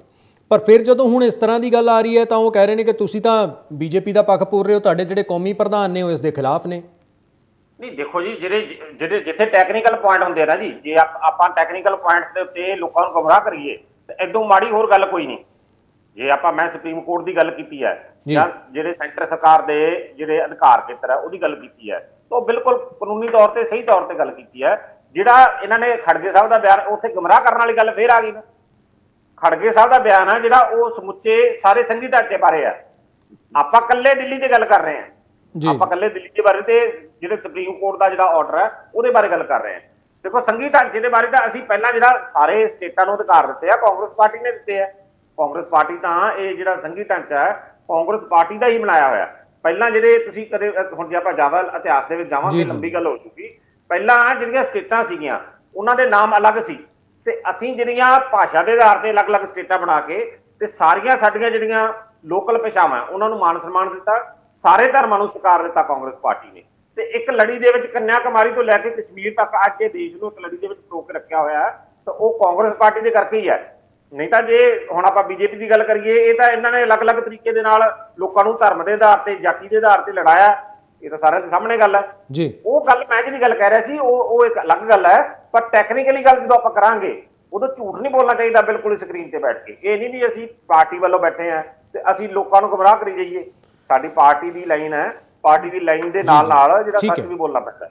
ਇਹ ਠੀਕ ਗੱਲ ਠੀਕ ਹੈ ਲੋਕੇਸ਼ ਜੀ ਸਵਾਲ ਇਹ ਹੈ ਮੇਰਾ ਤੁਹਾਡੇ ਤੋਂ ਕਿ ਐਡੀ ਕਿਹੜੀ ਐਮਰਜੈਂਸੀ ਪੈ ਗਈ ਸੀ ਕਿ ਜਿਹੜਾ ਇਹ ਤੁਹਾਨੂੰ ਆਰਡੀਨੈਂਸ ਰਾਤੋਂ ਰਾਤ ਲਿਆਉਣਾ ਪਿਆ ਉਹ ਵੀ ਉਸ ਵੇਲੇ ਜਿਹੜੇ ਸਵਾਲ ਚੁੱਕੇ ਜਾ ਰਹੇ ਨੇ ਜਦ ਸੁਪਰੀਮ ਕੋਰਟ ਦੀਆਂ ਛੁੱਟੀਆਂ ਨੇ 1 ਜੁਲਾਈ ਦੇ ਵਿੱਚ ਸ਼ਾਇਦ 1 ਜੁਲਾਈ ਨੂੰ ਖੁੱਲ੍ਹੇਗਾ ਤੁਹਾਨੂੰ ਜ਼ਿਆਦਾ ਪਤਾ ਹੋਏਗਾ ਕਿਉਂਕਿ ਤੁਸੀਂ ਵੀ ਵਕੀਲ ਹੋ ਇੰਨੀ ਕਿਹੜੀ ਐਮਰਜੈਂਸੀ ਪੈ ਗਈ ਸੀ ਕਿਹੜੀ ਤੁਸੀਂ ਟਰਾਂਸਫਰ ਪੋਸਟਿੰਗ ਕਰਨੀ ਸੀ ਜਾਂ ਕਿਹੜਾ ਕੋਈ ਖੁਲਾਸਾ ਅਫਸਰਾਂ ਨੇ ਕਰਨਾ ਸੀਗਾ ਜਿਹਦੇ ਕਰਕੇ ਤੁਹਾਨੂੰ ਇਹ ਰਾਤੋਂ ਰਾਤ ਜਿਹੜਾ ਆਰਡੀਨੈਂਸ ਲਿਆਉਣਾ ਪਿਆ ਆਪਾਂ ਪਾਰਲੀਮੈਂਟ ਦੇ ਵਿੱਚ ਵੀ ਲਿਆ ਸਕਦੇ ਸੀਗੇ ਗੁਰਪ੍ਰੀਤ ਜੀ ਪਹਿਲਾਂ ਤੇ ਰਾਤੋਂ ਰਾਤ ਵਾਲਾ ਵਰਡ ਇਹਨਾਂ ਦਾ ਗਲਤ ਆ ਜੀ ਜੇ ਕੋਈ ਸੁਪਰੀਮ ਕੋਰਟ ਨੇ ਸਰਕਾਰ ਪਾਰਲੀਮੈਂਟ ਤੋਂ ਉਲਟ ਕੋਈ ਫੈਸਲਾ ਦੇ ਦਿੱਤਾ ਪਾਰਲੀਮੈਂਟ ਨੇ ਇੱਕ ਕਾਨੂੰਨ ਬਣਾਇਆ ਜੇ ਉਸ ਕਾਨੂੰਨ ਤੋਂ ਉਲਟ ਸੁਪਰੀਮ ਕੋਰਟ ਨੇ ਕੋਈ ਫੈਸਲਾ ਦੇ ਦਿੱਤਾ ਤੇ ਜੇ ਉਹਨੂੰ ਵਾਚਨ ਤੋਂ ਬਾਅਦ ਇਹ ਲੱਗਿਆ ਕਿ ਇਹਦੇ ਤੇ ਤੁਰੰਤ ਕਾਰਵਾਈ ਜ਼ਰੂਰੀ ਆ ਤਾਂ ਹੀ ਆਰਡੀਨੈਂਸ ਰਾਹੀਂ ਕੀਤੀ ਗਈ ਨਾ ਤੇ ਇਹਦੇ 'ਚ ਕੋਈ ਇਹ ਨਹੀਂ ਹੋਣਾ ਚਾਹੀਦਾ ਵੀ ਆਪਾਂ ਜਲਦਬਾਜ਼ੀ ਕੀਤੀ ਹੈ ਕਿਉਂਕਿ ਜੇ ਕੋਈ ਗਲਤ ਫੈਸਲਾ ਸਰਕਾਰ ਨੂੰ ਇਹ ਲੱਗਦਾ ਵੀ ਇਹ ਗਲਤ ਫੈਸਲਾ ਜਾਂ ਮੈਂ ਉਸ ਤੋਂ ਹੋਰ ਅੱਗੇ ਚੱਲਦਾ ਵੀ ਸਰਕਾਰ ਨੂੰ ਇਹ ਲੱਗਦਾ ਵੀ ਇਹ ਉਹਨਾਂ ਨੇ ਫੈਸਲਾ ਕੀਤਾ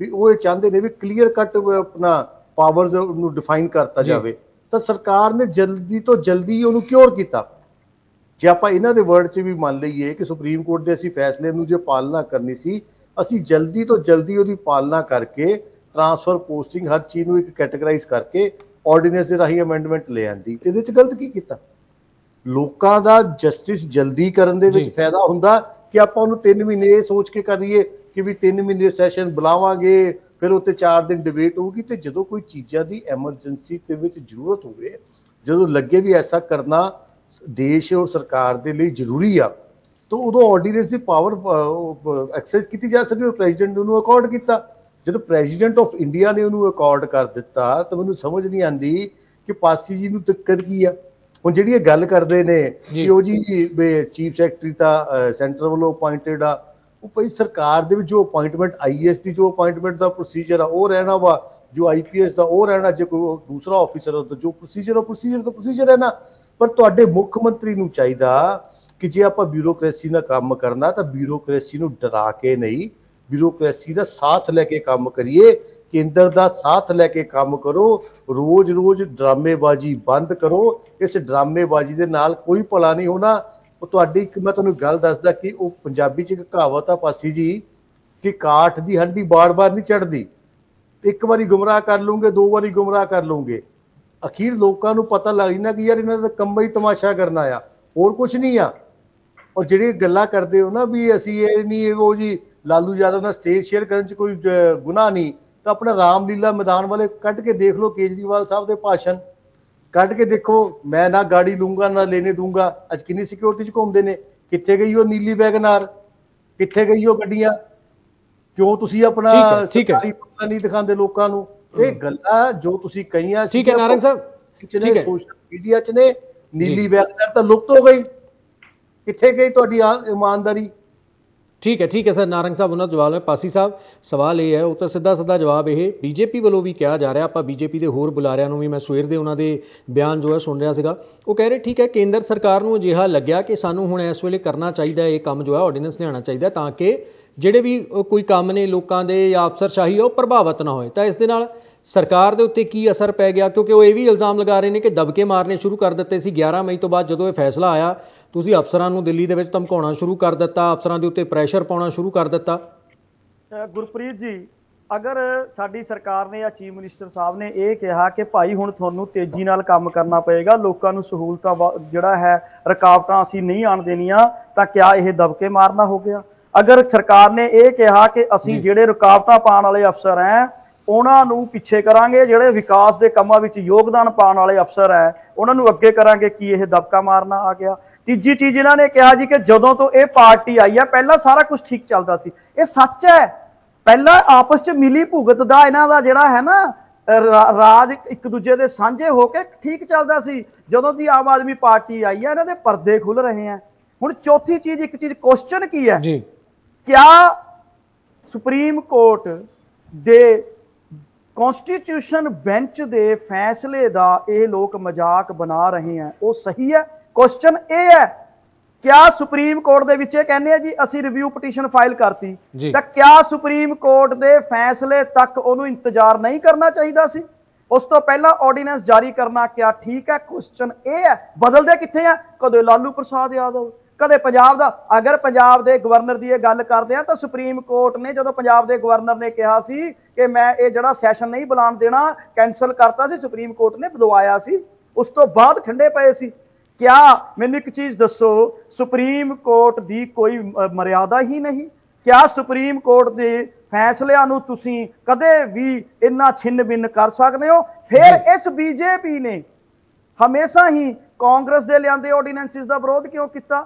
ਕਾਰਨ ਹੈ ਇਹ ਹਮੇਸ਼ਾ ਹੀ ਅਲੋਕਤਾਂਤਰਿਕ ਤਰੀਕੇ ਦੇ ਨਾਲ ਵਿਰੋਧੀ ਸਰਕਾਰਾਂ ਦੇ ਉੱਤੇ ਘਾਤ ਕਰਦੇ ਰਹੇ ਆ, ਚਾਹੇ ਉਹ ਕਾਂਗਰਸ ਸੀ। ਤੁਹਾਡੇ ਯਾਦ ਹੋਏਗਾ ਐਮਰਜੈਂਸੀ ਤੋਂ ਪਹਿਲਾਂ ਕਿੰਨੀਆਂ ਸਰਕਾਰਾਂ ਤੋੜੀਆਂ, ਔਰ ਜਦੋਂ ਫਿਰ 77 ਦੇ ਵਿੱਚ ਜਨਤਾ ਪਾਰਟੀ ਦੀ ਸਰਕਾਰ ਆ ਗਈ ਸੀ, ਇਹਨਾਂ ਨੇ ਕਾਂਗਰਸ ਦੀ ਸਰਕਾਰਾਂ ਤੋੜੀਆਂ। ਇਹ ਤਾਂ ਬੰਬਈ ਜੀ ਦੇ ਕੇਸ ਦੇ ਵਿੱਚ ਇਹ ਸੁਪਰੀਮ ਕੋਰਟ ਹੀ ਸੀ ਜਿਨ੍ਹਾਂ ਨੇ ਲੋਕਤਾਂਤਰਿਕ ਤਰੀਕੇ ਨਾਲ ਚੁਣੀਆਂ ਹੋਈਆਂ ਸਰਕਾਰਾਂ ਨੂੰ ਬਚਾਉਣ ਦੇ ਲਈ ਜਿਹੜਾ ਹੈ ਸੰਵਿਧਾਨ ਦੀ ਪਰਿਭਾਸ਼ਾ ਦੱਸੀ ਕਿ ਇਹ ਹੈ। ਨਹੀਂ ਤਾਂ ਬੰਬਈ ਜੀ ਦੇ ਕੇਸ ਤੋਂ ਪਹਿਲਾਂ ਕਿਆ ਪੋਜੀਸ਼ਨ ਸੀ? ਇਹੀ ਦੋਨੋਂ ਪਾਰਟੀਆਂ ਸੀ ਨਾ। ਅੱਜ ਮੈਂ ਸਿੱਖਾਂ ਵਾਲਾ ਜੀ ਨੂੰ ਯਾਦ, ਕਿਉਂਕਿ ਇਹਨਾਂ ਦੇ ਵਿੱਚ ਉਹੀ ਪੁਰਾਣਾ ਖੂਨ ਚੱਲ ਰਿਹਾ ਹੈ, ਔਰ ਬੀਜੇਪੀ ਦੀ ਕੋਈ ਵੀ ਸੋਚ ਜਿਹੜੀ ਇਹਨਾਂ ਤੋਂ ਉੱਪਰ ਨਹੀਂ ਹੈ। ਚੌਥੀ ਚੀਜ਼ ਮੈਂ ਦੱਸਦਾ, ਇਹ ਜਿਹੜਾ ਆਰਡੀਨੈਂਸ ਅੱਜ ਆਇਆ, ਇਹਨਾਂ ਨੂੰ ਪਤਾ ਹੈ ਕਿ ਲੋਕ ਇਹਨਾਂ ਦੇ ਖਿਲਾਫ ਹੈ। ਜਿਹੜੀ ਇਹਨਾਂ ਨੇ ਇਹ ਯੂ ਟਰਨ ਦੀ ਗੱਲ ਕਰਦੇ ਆ, ਤੁਸੀਂ ਤਾਂ 2000 ਦਾ ਨੋਟ ਲਿਆਏ ਸੀ, ਅੱਜ ਵਾਪਸ ਲੈ ਰਹੇ ਹੋ। ਅੱਜ ਆਰਬੀਆਈ ਤੋਂ ਤੁਸੀਂ ਮਾਂ ਬਰੋੜ ਕੇ ਫੈਸਲਾ ਕਰਾ ਰਹੇ ਹੋ। ਤੁਸੀਂ ਤਾਂ ਕਹਿ ਰਹੇ ਸੀ ਕਾਲਾ ਧਨ ਵਾਪਸ ਆਊਗਾ। 15.25 ਲੱਖ ਕਰੋੜ ਰੁਪਇਆ ਜਿਹੜਾ ਹੈ ਸਰਕੂਲੇਸ਼ਨ 'ਚ ਹੈ, 14.97 ਲੱਖ ਕਰੋੜ ਵਾਪਸ ਆ ਗਿਆ। ਕਿੱਥੇ ਕਾਲਾ ਧਨ? ਸਵਿਸ ਬੈਂਕ ਦੇ ਵਿੱਚ ਤੁਹਾਡੀ ਸਰਕਾਰ ਦੇ ਵਿੱਚ ਜਿਹੜਾ ਹੈ ਕਰਪਸ਼ਨ ਵੱਧ ਕੇ ਕਾਲਾ ਧਨ ਵਧਿਆ, ਤਾਂ ਲਿਸਟਾਂ ਜਾਰੀ ਕਰਦੇ ਸੀ। ਕਾਰਨ ਹੈ ਇਹ ਮਿਲਿਆ ਜੁਲਿਆ ਨਿਜ਼ਾਮ ਸੀ। ਠੀਕ ਹੈ ਸਰ। ਸੋ ਤੁਸੀਂ ਕਹਿ ਰਹੇ ਹੋ ਕਿ ਮਿਲੀ ਭੁਗਤ ਸੀਗੀ ਜੋ ਤੁਹਾਡੇ ਵੱਲੋਂ ਤੋੜੀ ਜਾ ਰਹੀ ਹੈ। ਸਿੱਖਾਂ ਵਾਲਾ ਜੀ ਮਿਲੀ ਭੁਗਤ ਦੇ ਇਲਜ਼ਾਮ ਜ਼ਰੂਰ ਲੱਗਦੇ ਰਹਿੰਦੇ ਨੇ। ਉਹ ਕਹਿ ਰਹੇ ਤੁਹਾਡੇ ਵੇਲੇ ਵੀ ਤੁਸੀਂ ਰਾਜਪਾਲ ਨੂੰ ਹਟਾਉਂਦੇ ਰਹੇ, ਆਪਣੀਆਂ ਸ਼ਕਤੀਆਂ ਦਾ ਗਲਤ ਇਸਤੇਮਾਲ ਕਰਦੇ ਰਹੇ, ਹੁਣ ਵੀ ਉਹੀ ਹੋ ਰਿਹਾ। ਹਾਲਾਂਕਿ ਉਸ ਦਾ ਖਾਮਿਆਜ਼ਾ ਕਾਂਗਰਸ ਨੇ ਵੀ ਕਈ ਸੂਬਿਆਂ ਦੇ ਵਿੱਚ ਭੁਗਤਿਆ। ਦੇਖੋ ਜੀ ਗੁਰਪ੍ਰੀਤ ਜੀ, ਜਿਹੜੀ ਪਾਸੀ ਸਾਹਿਬ ਨੇ ਕਹੀ ਹੈ ਨਾ ਕਿ ਪੁਰਾਣਾ ਹੀ ਖੂਨ ਹੈ ਇਹਨਾਂ ਦਾ, ਬਿਲਕੁਲ ਮੈਂ ਇਹਨਾਂ ਨੂੰ ਦੱਸਾਂ ਵੀ ਉਹ ਪੁਰਾਣਾ ਖੂਨ ਹੀ ਹੈ ਸਾਡੇ ਕਾਂਗਰਸ ਦੇ ਵਿੱਚ। ਜਿਹੜਾ 138 ਸਾਲ ਤੋਂ 1885 ਤੋਂ ਸਾਡੇ 'ਚ ਦੇਸ਼ ਭਗਤੀ ਦੀ ਭਾਵਨਾ ਸੀ, ਉਹੀ ਕਾਂਗਰਸੀਆਂ ਦੇ ਵਿੱਚ ਅੱਜ ਉਹੀ ਭਾਵਨਾ ਅੱਜ ਵੀ ਚੱਲ ਰਹੀ ਹੈ ਜੀ। ਤੁਸੀਂ ਦੇਖੋ ਅਸੀਂ ਕਿੰਨੇ ਪ੍ਰਧਾਨ ਮੰਤਰੀ ਦਿੱਤੇ ਦੇਸ਼ ਨੂੰ, ਜਿਨ੍ਹਾਂ ਦੇ ਵਿੱਚ ਪੰਡਿਤ ਜਵਾਹਰ ਲਾਲ ਨਹਿਰੂ ਸੀ, ਉਹਨਾਂ ਤੇ ਅੱਜ ਤੱਕ ਦੱਸੋ ਕੋਈ ਇਲਜ਼ਾਮ ਲੱਗਿਆ? ਤੇ ਉਹੀ ਇੱਕੋ ਇੱਕ ਸ਼ਖਸ ਸੀ ਜਿਨ੍ਹਾਂ ਨੇ ਆਪਦੀ ਸਾਰੀ ਦੀ ਸਾਰੀ ਪ੍ਰਾਪਰਟੀ ਦੇਸ਼ ਦੇ ਨਾਂ ਕਰਾਈ ਸੀ। ਤੇ ਇਹਨਾਂ ਦੇ ਹਾਲੇ ਹੋਇਆ ਕਿੰਨੇ 10 ਸਾਲ। 10 ਸਾਲਾਂ ਦੇ ਵਿੱਚ ਸਤਿੰਦਰ ਜੈਨ ਇਹਨਾਂ ਦਾ ਬੈਠਾ ਅੰਦਰ, ਜ਼ਮਾਨਤ ਨਹੀਂ ਹੋਈ। ਇਹਨਾਂ ਦਾ ਸਭ ਤੋਂ ਜ਼ਿਆਦਾ ਵੱਡਾ ਜਿਹੜਾ ਇਮਾਨਦਾਰ ਬਣਾਇਆ ਹੋਇਆ ਸੀ ਮਨੀਸ਼ ਸਿਸੋਦੀਆ, ਉਹ ਬੈਠਾ ਅੰਦਰ, ਜ਼ਮਾਨਤ ਨਹੀਂ ਹੋਈ। ਇਸ ਤਰ੍ਹਾਂ ਦੇ ਹਾਲਾਤ ਕਦੇ ਸਾਡੇ ਲੀਡਰਾਂ ਦੇ ਨਹੀਂ ਹੋਏ ਸੀ।